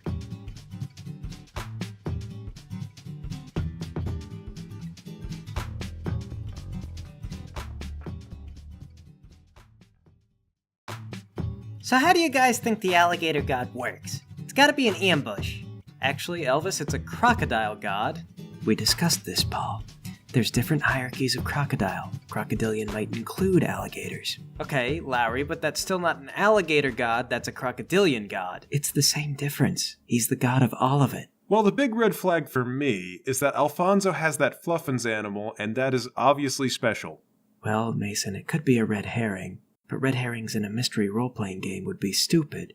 Paul. Why? Because unlike a storybook where the reader is purposefully presented with all they need to know, in a role-playing game you can easily miss some key details, causing the red herring to seem like the most plausible answer given the facts you know. I mean, that's kind of the purpose of a red herring. No, actually, Lowry's got a point. We can only play for so long, and if we devote all our resources to a red herring, the game might be over before we figure it out. Well, what evidence do you have on it? Alfonso said he bought the amulet and Fluffins together. And that's a red herring to you? If Fluffins isn't important somehow, I swear, Paul, I'm gonna flip over the game table. It's gonna be the pink elephant cult all over again. Larry, I think you're the only one who had a problem with that cult. It was supposed to be a horror Cthulhu game. We risked our lives to stop a bunch of disaffected university professors from summoning a friendly pink elephant. They called themselves the Pink Elephant Cult. It wasn't even misleading. Why did the elephant require a blood sacrifice, Paul? The elephant didn't. It was just a general rule of the summoning. All I'm saying is, I was never gonna guess what anyone's motives were. That game was crazy. I mean, it doesn't matter what their motives were, because I knew mine. We blew up the whole building with improvised bombs. The pink elephant didn't know what hit it. And that's how we learned that a horror game has to be contained somehow, because a trip to the hardware store removes a certain amount of mystery. Well, you know, Paul, Lovecraft was technically Pulp Fiction, so just because we hack up Cthulhu with the chainsaw doesn't mean we've lost the spirit. Yeah, it's just that our editor is a hack and a jerk who didn't think that kids would relate to slow creeping horror, so he added a talking chimp and a shotgun. Now that Lovecraft is mainstream, a lot of people consider that valid, Mason. What mind could gaze upon a chimp hacking up Cthulhu with a garden tool and not lose their mind? Our place in the universe is not secure. Speaking of being insecure, you guys are trying to understand the inner workings of a crocodile curse. Towards that end, you've built a cage and put a bunch of lemurs in it. Then you made a lemur wear the cursed necklace that summons the god. Sounds pretty secure to me. Right, and you just wait around for the next murder? That's the plan. I'm gonna teach the lemurs some tricks. Elvis, don't do that. You're gonna get attached and then you're gonna be sad when they die. I'm gonna name this one Rachel. The one with the necklace on it? Yeah, she looks like a Rachel to me. We explicitly hope that one's gonna die. Yeah, but if we're wrong and she lives, then I have a new lemur friend. It's a 50-50 shot at happiness, Mason. Elvis, the odds are 0% happiness. If the crocodile kills us, that's sad. I'll be sad. And if it kills a lemur that you adopted as a pet, you're gonna be sad. I mean, I'm gonna be sad if the lemur dies anyway, and if I'm right and it survives, then I'll have a pet. Yes, but if it survives, then one of us will be dead. I'll be happy. Only Lowry will be happy. The lemur will be happy it's not dead. It won't understand what's happening. It's just gonna be a poopy monkey in a cage. Don't listen to him, Rachel. He's just jealous that you're gonna live and he won't. Fine, fall in love with the poopy monkey. Well, the end of the 3 days rounds the corner. How you guys gonna do this? We're gonna stake out the lemur cage and see how the crocodile kills. Also, we'll have Leland stand nearby so that if it kills him, we'll see that too. Alright, so just hanging out in some lawn chairs, watching the lemurs? I got a bunch of spoiled rum if you guys want. We have time. I'll go ahead and paint some flowers on some shorts. Leland gets a drink too. Alright, it's gonna be a very casual murder scene. Paul, can you imagine waiting all day for a crocodile to eat a lemur? And there's nothing to do but sunbathe?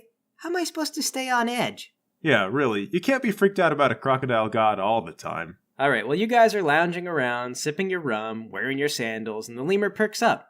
Its ears stick out like it hears something, and it starts looking around.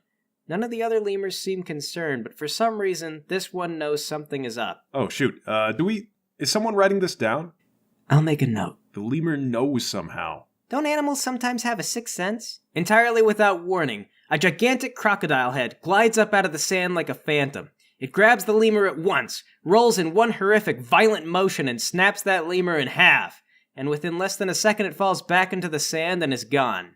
Oh my god! It just leaps out of the earth! Rachel! Oh god! I guess I'll write that down too. Why? Rachel was innocent! She didn't know!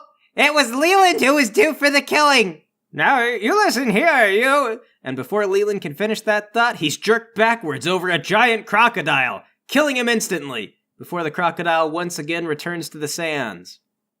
Oh no. Elvis, why did you say anything? It's a crocodile! How was I supposed to know it speaks English? I'll make a note of that too. We almost got away with it, and then you second-guessed the crocodile god! Gods hate that! It's not like he gave us rules when we got the necklace. But obviously there are some rules, or else Alfonso wouldn't still be alive. Oh man. Poor Leland. I kinda like that guy. It was sort of a toss-up between him and Rachel, but now we have neither. I'm more worried what we're gonna tell the captain. I'm pretty sure he's gonna be mad when he sees someone died by the lemur cage, since, we told him that our objective was to attract the beast.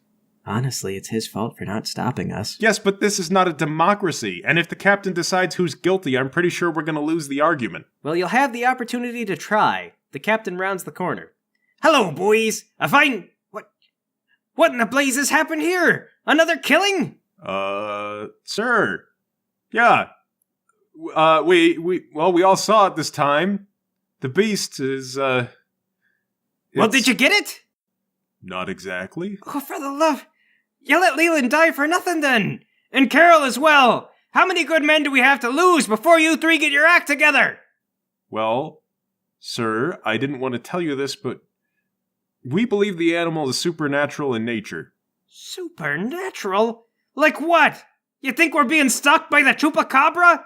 By Bigfoot? By the Loch Ness Monster? What is it? We think it's a magical crocodile, sir. A magical crocodile? Like what? Like what? From your books about Peter Pan? Actually, sir, not to be a bother, but Peter Pan was written in the early 1900s, so us knowing about it at all, that's a bit of a supernatural occurrence. Shut up, Lowry. Just because you haven't read it yet doesn't mean it's a book from the future. You said the same thing about Pride and Prejudice, but I've got that book in my bunk, remember? Yeah, and you complain that Charles Dickens wasn't even alive yet, but we read A Christmas Carol every year in this crew, and I don't think anyone else understands you. Indeed. It's a fine tradition, and a story that reminds us that there's more to life than material wealth. There's also family. The captain pulls you guys in for a hug. But sometimes your family says some pretty daft things, and you realize you have to hurt them to send a message to the rest of the family. So what was it you wanted to tell me about a magical crocodile? Well, I'm sorry I'm not as well read as you guys. First of all, sir, I don't think the crocodile in Peter Pan was magic. Of course he was, Mason. You could hear the clock ticking inside his belly. It's not magic like a witch or a dragon, but there's a subtle type of magic there. Well, there's not really a lot of subtlety to our crocodile, sir. It attacks out of nowhere, like a phantom. We thought that we could catch it, but that might be a little out of our ability. Boys, I don't want to come down on ye, but remember when I said that the punishments would be there if we had another death? You wouldn't just be trying to avoid punishment with excuses, would ye? I can smell the alcohol on your breath. Maybe you had a few too many and you weren't watching when Leland died. You must be drunk wearing this floral print on your shorts. Well, I think it looks festive, sir. Actually, maybe I do rather like it. If you escape from your cell, we'll see those bright colors for miles. Sir, I would really love to lie to you, but at this point, the honest truth is all I've got. Mason's telling the truth, sir, says Bradford, appearing behind you.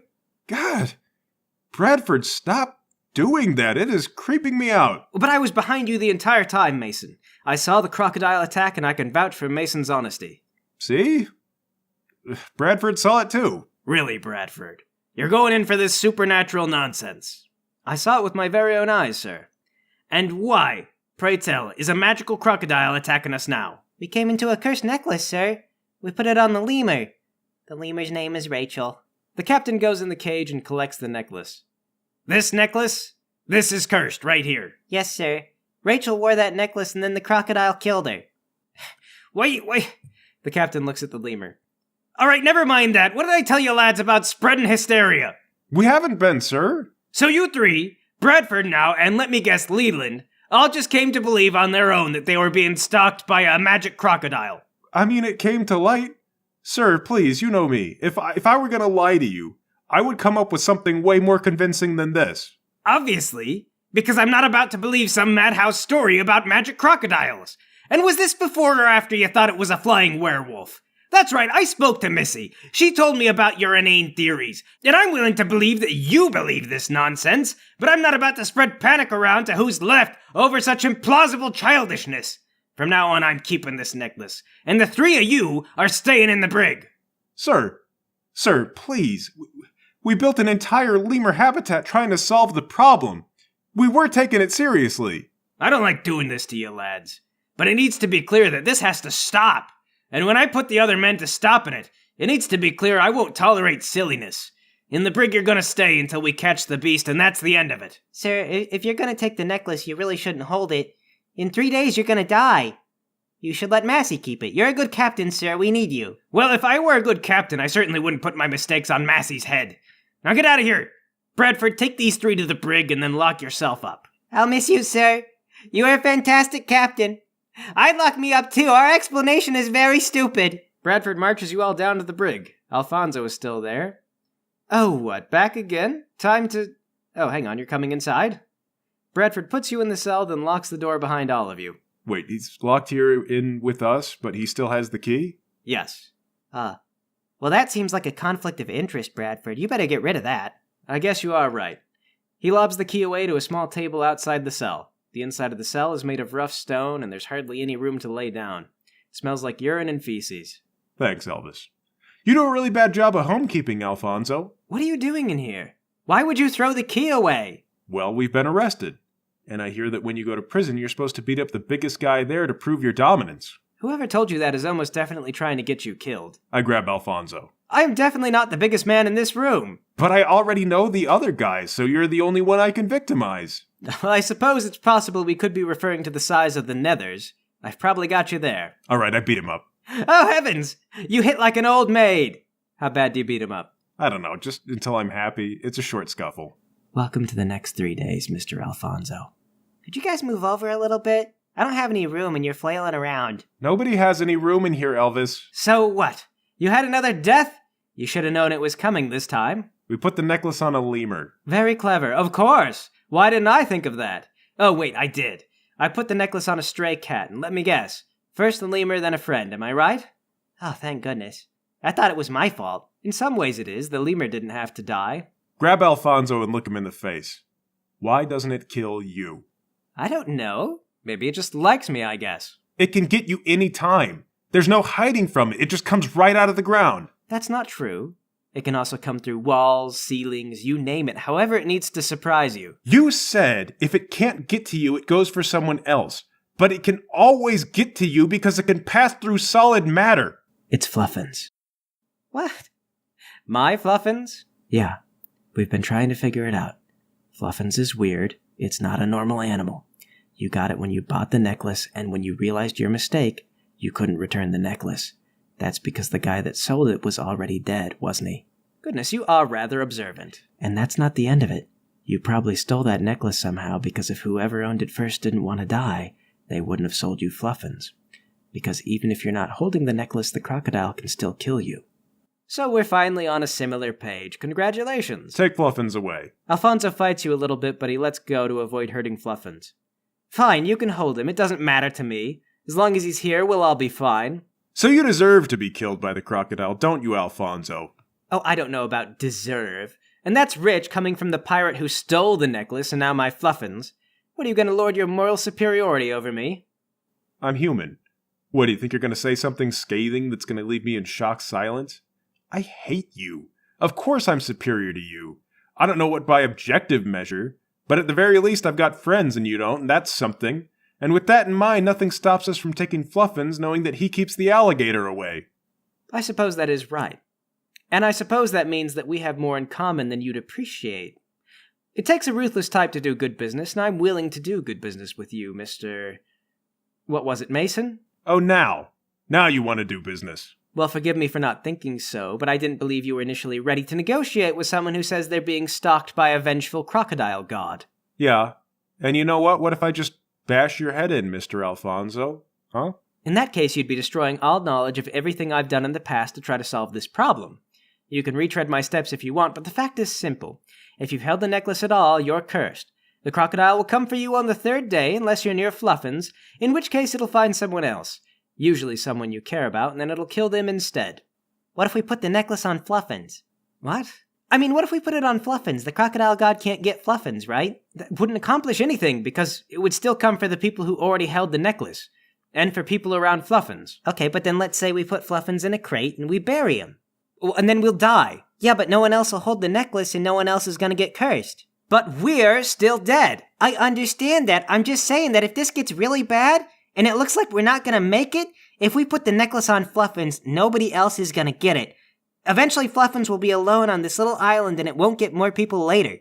Well, that's lovely, but I personally like to live to see my altruism. Yeah. Elvis, admittedly, we could also form a drum circle and save the environment and stuff, but that's not why we put those lemurs in captivity. Future generations are gonna look back and wonder why we killed the giant lemurs. We didn't kill giant lemurs, those are just regular lemurs. Yeah, but somebody did, and I bet as a general demographic it's gonna be easy to blame the pirates. They were probably slow and made for good bushmeat, so it's partly the lemur's fault. I don't know about that. Pigs are really good eating, but they reproduce super fast. If they escape, they become a super huge problem. Man, it is too bad that the crocodile doesn't go in for killing livestock and stuff. If you owned a farm, you might not even be that mad about it. Yeah, I wouldn't have expected it, but I guess the crocodile god is a little smarter than that. I know, right? You'd expect we could harness his anger to power the city lights or something. Yeah, in the 1900s. I don't think it would take that long to turn a crocodile god into electricity. Yeah, we'll probably have flying boats by then. They'll call them floats. For a god of crocodiles, he doesn't really act much like a crocodile. Well, how much intelligence could it take to be omnipotent and angry? I could do that. Do you know where this necklace really comes from, Alfonso? If we could return it, that might appease the thing. I honestly haven't the foggiest idea. And at this point, I'm beginning to wonder if you can even get us off the island. Well, sailing a boat in a general, not strictly accurate direction is fairly easy. Navigating it to a port and safely docking is hard. I'm pretty sure we can run the ship aground on some civilized beach in Africa, or maybe crash into another pirate stronghold, join their crew, even with just the three of us. There's a good idea. Then we can give them Alfonso and still get a bounty. Well, let's plan to meet up with someone else eventually, because, to be frank, I don't know how to stop the god except by sacrificing sheer numbers to him. Who said that you were part of the planning? Well, let's hear some better ideas. How are you going to stop the murders? What if we hang someone from a tree so the crocodile can't reach them? Tried it with a servant from a clothesline. The crocodile leapt 3 stories up and pulled him down. What if we gathered everyone together and kept them near Fluffins? Certainly, I've tried that. It'll keep those people alive, but then they'll kill a friend or family member from among them. I hope none of you have any personal ties to anyone. So it really is just a human sacrifice every 3 days. So it's been. Until what? Until nobody is left alive who's touched the necklace? If I knew that, I'd be dead, because I've touched the necklace. I can't remember if me or Elvis touched it. I feel like you did. It's possible we haven't. Yeah, but it's likely you did. Man, I don't know. This seems really hopeless. It does, doesn't it? What if we appease the crocodile god in some way? The necklace is probably stolen from him, so he's mad, but if we gave him something of equal value, maybe he'd stop killing us. Like if we gave up the treasure that we got from Alfonso? Well, I haven't tried sacrificing material wealth to the crocodile. I also wouldn't know where to begin. How does one go about that? And for that matter, the necklace has been appraised as being worth more than the rest of the jewelry you acquired combined. Really? We had diamonds in that haul. The appraiser did note that the necklace was made of some sort of indestructible material. All right. Well, maybe that's not a bad plan. We have to do something. We'll get everyone together, have them give us everything they can spare, and then we're going to offer it to the crocodile. Okay, is there anything else you guys wanted to discuss? Other than torturing Alfonso, I think that's it. Alright, I think the torture goes both ways. You get a few good satisfying barbs in there. By the end of the 3 days, Massey stumbles into the brig, hands trembling. Hey, Massey. Is the captain dead? Massey stops in his tracks and gives you a long look. Yes, he is. Before he died, he said that if he was killed, you should be released, and asked about a crocodile. Important question. When you found him, did he have a necklace and did you touch it? I don't recall seeing a necklace. That's good. Let us out. Alfonso, you stay. What? But I'm helping. I know more than you about the situation. If you knew enough to be useful, you'd already be on the road to solving this by yourself. Massey lets you out and keeps Alfonso inside. Take Fluffins. Wait, you can't do this. You don't need to do this. I can think of one person on the island we can definitely stand to lose. Alfonso. Listen, I have more information. If you let me live, I have more information. Well, go ahead. If we solve this within 3 days, you'll live.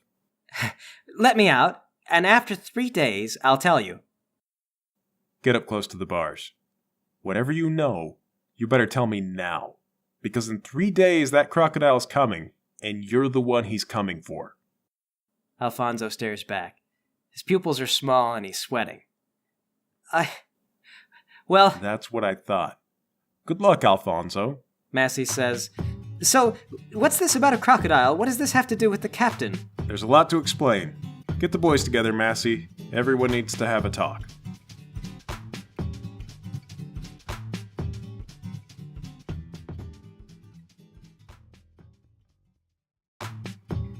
So, Lowry, can you say you're happy? Fluffins was not a red herring. I'm not sure if I am happy yet, Paul. I have to wait until the end. You're afraid I'm still gonna pull a gotcha out at the end. It's the nature of mystery games. There's one answer, one solution. If we don't guess it, then we all die. That's not true. I think of a couple of different ways it could go, and a fun way to lose the game, and then we see what you guys come up with, which is usually something different than what I planned. I'll be honest, Paul. I'm trying to think about how I'd pull a fast one on you, but we're trapped on an island with the resources of the 1500s. And the literature of the modern day. I really hope I get to finish my Harry Potter books before the crocodile god takes us. Elvis, are we assuming that you really have that? Yeah, I got the entire series back at my bunk. See, I read through some of the books, but then I started doing the movies instead, and well, here we are with a bunch of spoiled rum and unread Harry Potter books. See, I want to think of some way I can abuse this, but I can't. How to escape a crocodile god's curse for dummies? That might be cheating. Well, Mason, what are you actually planning? Alright, so the captain has been killed, we're all out of jail, Alfonso's locked up, and the only way that we stop the murders is by appeasing this god. I think the Greeks would have burned entrails to make the gods happy. Mason, they did that because the entrails weren't really good for eating, so it was a good part of the animal to sacrifice. Well, they just like the smell, they don't have to eat it. Either way, First Mate Massey gathers up the remaining pirates like you asked, Mason. Right, okay. Stand up on a high place. Hello, gentlemen. I'm Mason. Someone shouts, "We all know who you are, Mason." I'm aware of that. I just thought you'd like a speech preamble. That's not a speech preamble. A speech preamble should include a thesis of your speech. Who is that? Who's criticizing me? That'd be Sherman, the guy with all the guns. Shut up, Sherman. My preamble is that I'm Mason and I'm awesome. I got a kick-ass plan to stop all the murders. So you know what's killing us. Yeah, and I was gonna get to that, but you messed up my 7 years ago. That means 47 years ago, Mason. You know, the 1400s?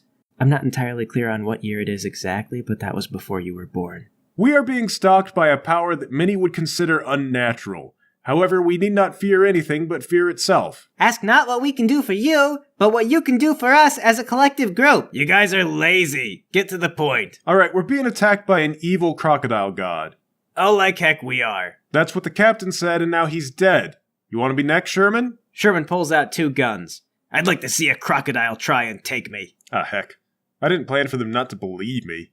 Elvis, Lowry, you guys have any ideas? You're a wizard, Harry!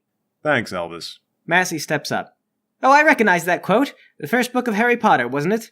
At any rate, Captain Bell said to place his trust in Mason, Elvis, and Lowry in the event of his death. We've spent days looking for the culprit for these murders and turned up nothing, so I'm willing to believe it's supernatural. Thank you, Massey. See, Sherman, you interrupt and we don't even get to the important stuff. I was gonna say that, but then I got all flustered and you messed me up. Ugh. Okay, so the only way to appease the crocodile god, we think, is to sacrifice stuff to it. So we've got to give it all the jewels, all the rum, and then burn some animal entrails. A collective groan goes out from the pirates. Stop complaining! Do you want to be rich or dead? Rich, Mason, you got those options all mixed up. Yeah, between those two, we'd definitely rather be rich. Okay, sorry. I meant, do you want to die rich or live to be rich tomorrow? How do we know this isn't as rich as we're ever gonna get? Everyone, you could become more rich in personal experience. Like, for example, I've never tried escargot, but one day I'm gonna work up the courage. I'm gonna go to France, and I'm gonna eat a snail. Right, see? Elvis has the idea. Sherman, I bet there's something you'd really like to do. Well, one day I do really want to build a harness so that I can hold a gun in each hand, but then also fire a third one with my teeth. All right. Definitely pursuing kind of a monotrack lifestyle, but, building that is going to take some ingenuity, and you'll probably learn a lot of things along that path. For example, you'll learn not to hold a loaded gun with your mouth. Sherman nods enthusiastically. And then there's Bradford, who's probably standing right behind me. Bradford comes out from behind you. Yep, there he is. I bet there's something you want to do, Bradford. I'd really love to work in Broadway. Backstage. Wearing all black, trying not to be seen. Okay, see? And Missy, I bet there's lots of stuff that you want to do. I'll slaughter a chicken, I don't care. You guys don't cut me in on a share of the treasure anyway. All right, so there you go.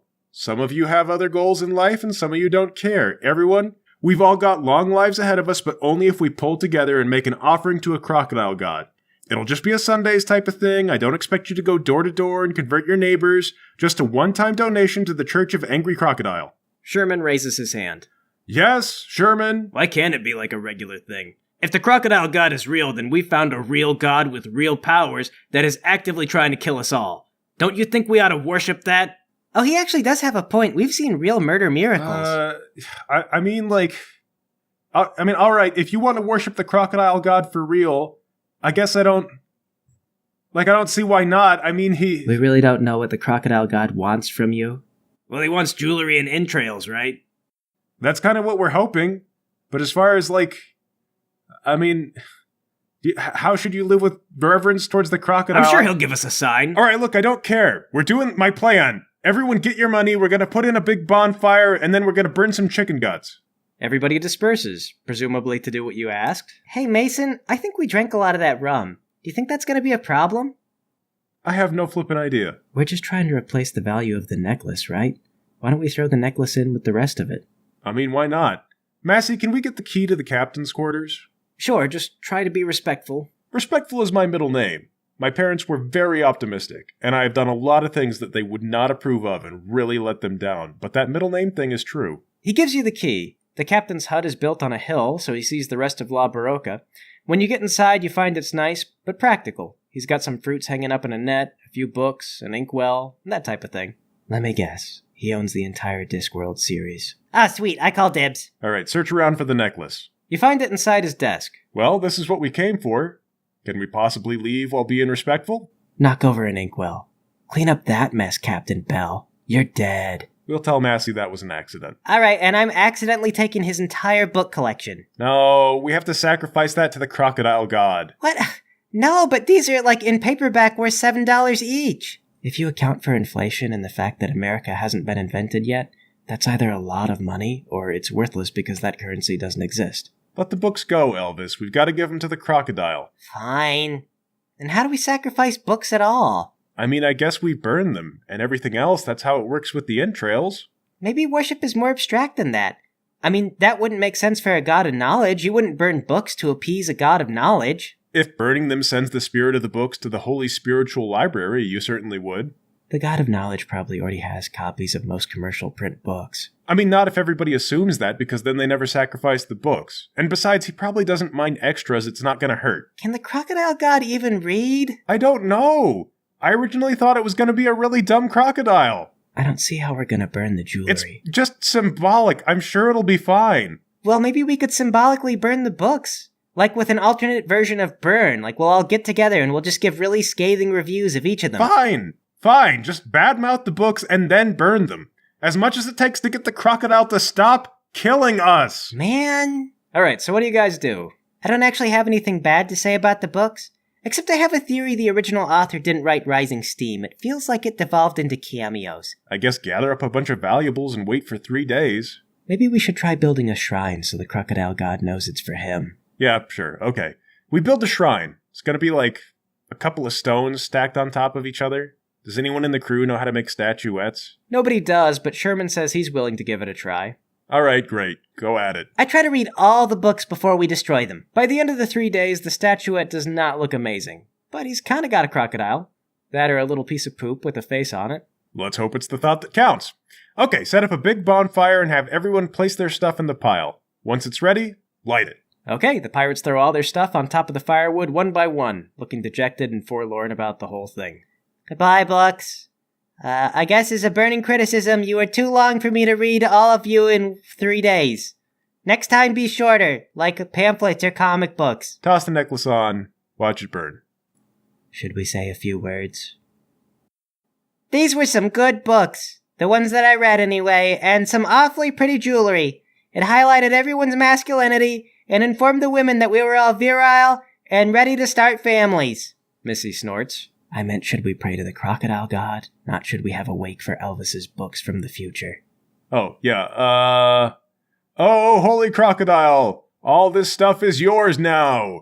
We give to you, or back to you, or whatever, because you're great, and you're awesome, and it'd be even more awesome if you'd stop killing us. If another one of us dies, I'm just gonna say we might stop, worshipping. Obviously, we can't stop believing because you're killing us, and it's pretty hard to disbelieve in something like that. But we're pirates, and we don't really worship stuff unless we think we're going to get something out of it. So this is as good as it gets. Bradford appears behind you. Gah, Bradford! Actually, most of us are Christian, so you know. All right, a lot of us are Christian, and we're sort of sticking our necks out worshiping you. Our usual God gets really mad about that. So that's a really big deal, okay? You could at least stop with the killings for us. I think that's worth our mortal souls. Amen. A few of the pirates murmur in agreement. Amen, amen. You know what? Maybe we should have prayed to God to stop the crocodile. This could be a dueling God situation. I don't think you can hedge your bets like that. It's got to be all one or the other, otherwise they're both mad. Okay, well, if this doesn't work, maybe let's go back to praying to God. We already burned all our stuff on the crocodile. That's like a cardinal sin. Well, God, I think some people would argue he doesn't go in for, a physical sacrifice. He looks for a life sacrifice. So what, you want to open up a monastery here on La Barroca? Sure. If the crocodile can't enter a church, then we make ourselves a church, and then we save ourselves. I'm pretty sure the Christian angle works mainly after death, but at the rate this is going, that's still a good idea. Well, I guess there's nothing left to do but check on Alfonso. I guess it'd be good if he's still alive. I mean, come on. It's not gonna be this easy. You go down to the brig, and sure enough, it isn't. There lies Alfonso's mangled corpse, killed by the mighty crocodile. Well, I'll be honest, I really liked how mean he was. I hope you're talking back to the demons, buddy. and may you not really enjoy a minute of it. Man. Okay, you know what? Let's try honoring the kill. Let's toss Alfonso in the bonfire, make it an homage to the crocodile. Are you sure the others are gonna go for that? Look, Lowry, I'm grasping at straws. Help me grasp them, and help me drag him. You guys grab Alfonso and drag him to your bonfire, which is starting to smolder out. Alright, throw him on there. The fire goes out. Dang it! Why do you ruin everything you touch, Alfonso? You can't let me have anything good! Bradford appears behind you. Oh my god, Bradford, stop it! Stop it! Sorry, I don't mean to be a bother, but it looks like our prayer didn't work. We don't know that yet. Light this thing back up, we'll say one more prayer, everything is fine. If you say so. Bradford relights the fire. Rub-a-dub-dub, this is Alfonso. You could eat your kills, but you don't. Yay God. So should we pray to the good Christian God again, or are we holding out hope that the crocodile will respect us? It would be nice if any higher power at all would respond to anything. Not to drone on about it, but it really is more of an afterlife thing. But I want to live! Yes, but theologically, I believe it's considered more of our own domain and responsibility. I'm just saying, if we're going to be killed by a crocodile, we may as well have the hereafter sorted. Bradford, you're a pirate. You've killed people. You might be better off with the crocodile. According to the Bible, it wouldn't make much of a difference between worshipping a crocodile and the devil himself. But for your information, I'll apologize for the stealing and the murders. It probably doesn't work that way, though. You can't just call base at last minute. You have to be genuinely remorseful. All right.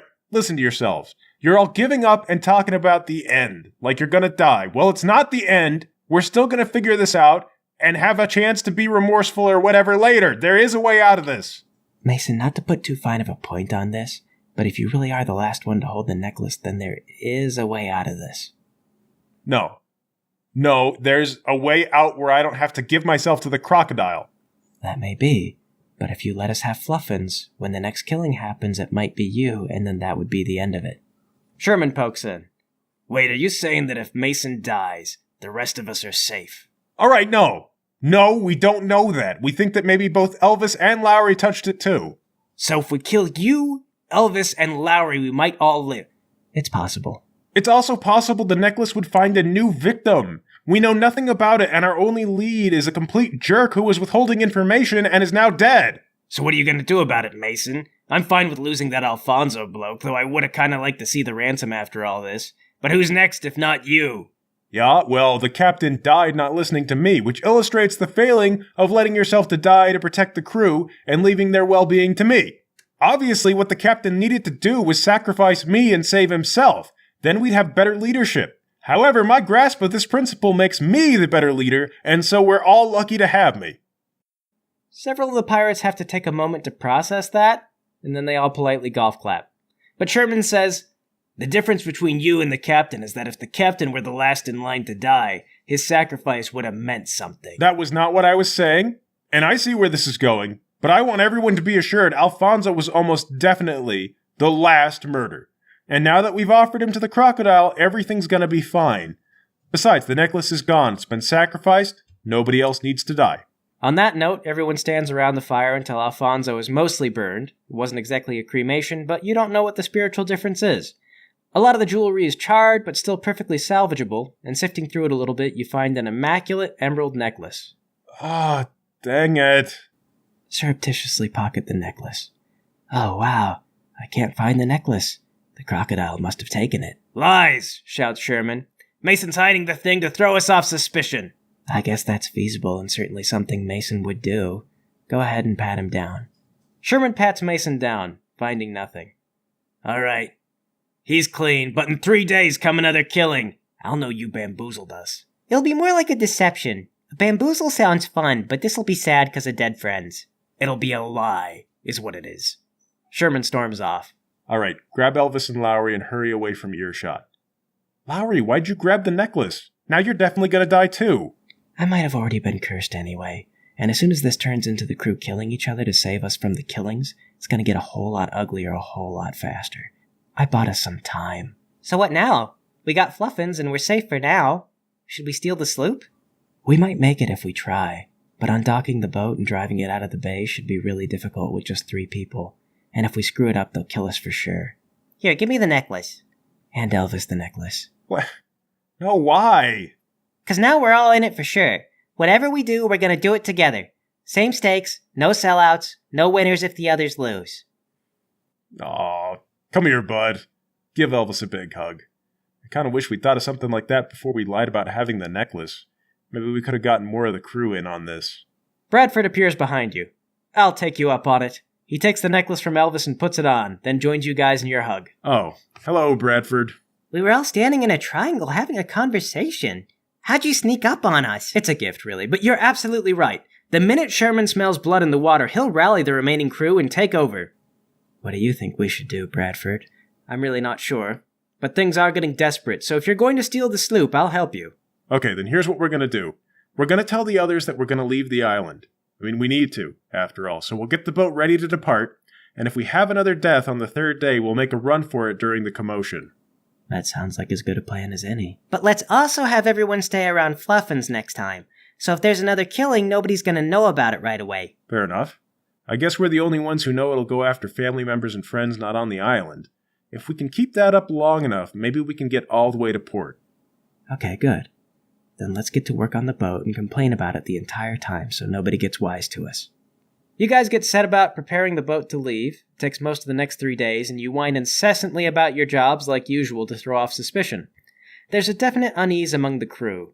Nobody wants to die on the island, but once they're on the boat, they'll be even more trapped. Finally, the 3rd day arrives.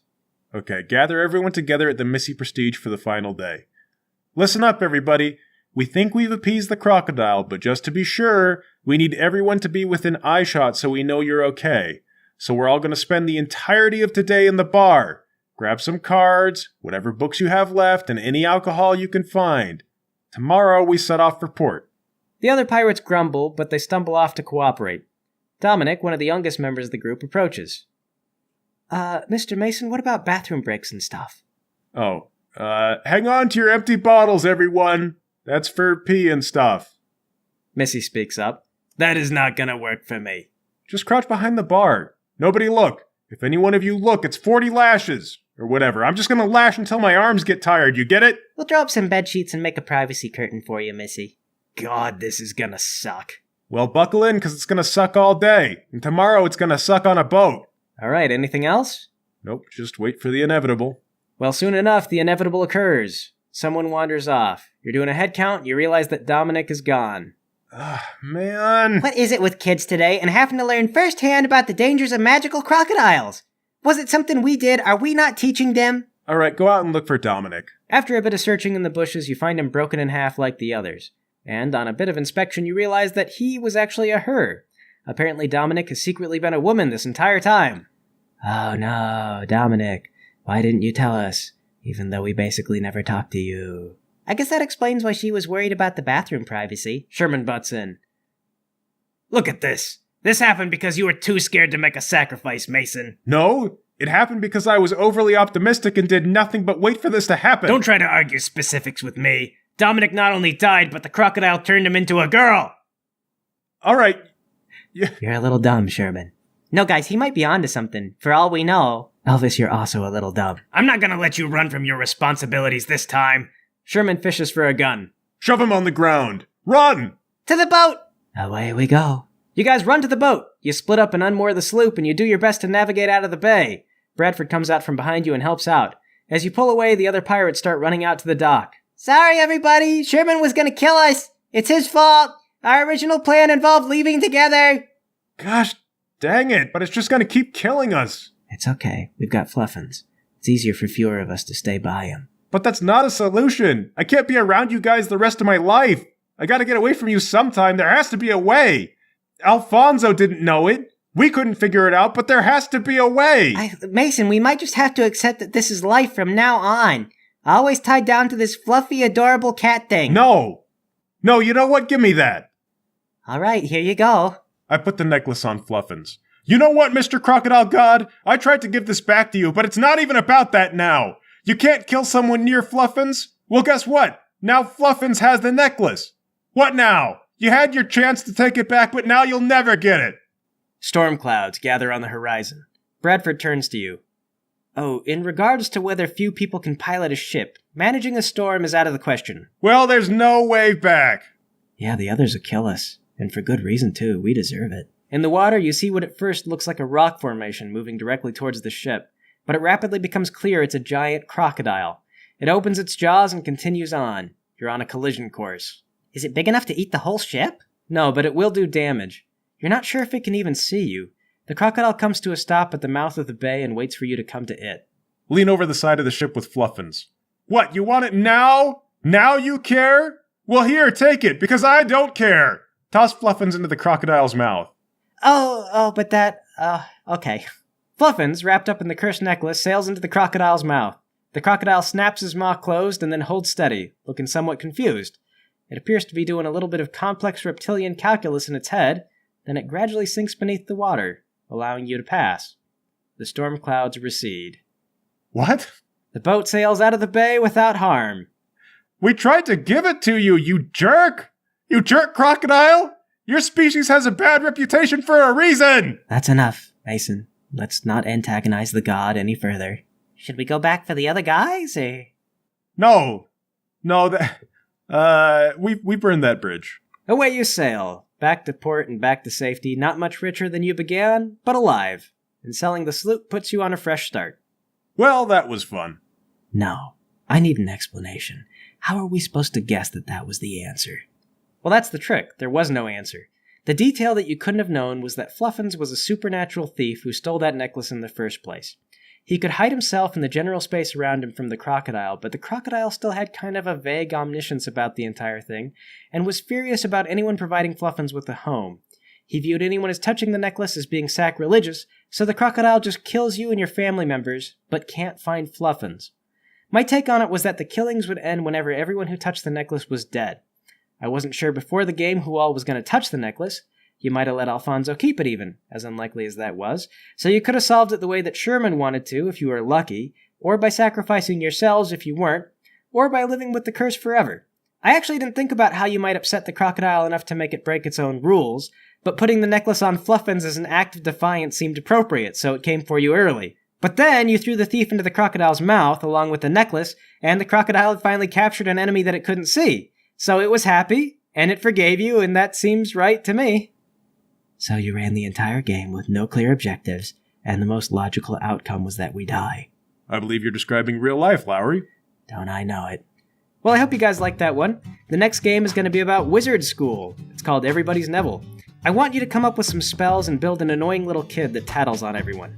I'm going to come up with some dumb tests and trials, and you'll do your best to stop the other kids from having an adventure. So I really hope you guys enjoyed that game. If you did, there's more stuff that I've done in the past. You can find links to a lot of it on donsomewhere.com. Again, that's donsomewhere.com. You can also find us on Patreon under Don Somewhere. I really appreciate the support. It helps me keep things together so I can keep making this kind of content. If you'd like to help out, I would really appreciate it. Otherwise, just stay tuned. I've got new stuff coming out every week. On Patreon, I try to release a new episode a week in advance, so you can look forward to that. You guys have a fantastic week, and I will catch you all next time.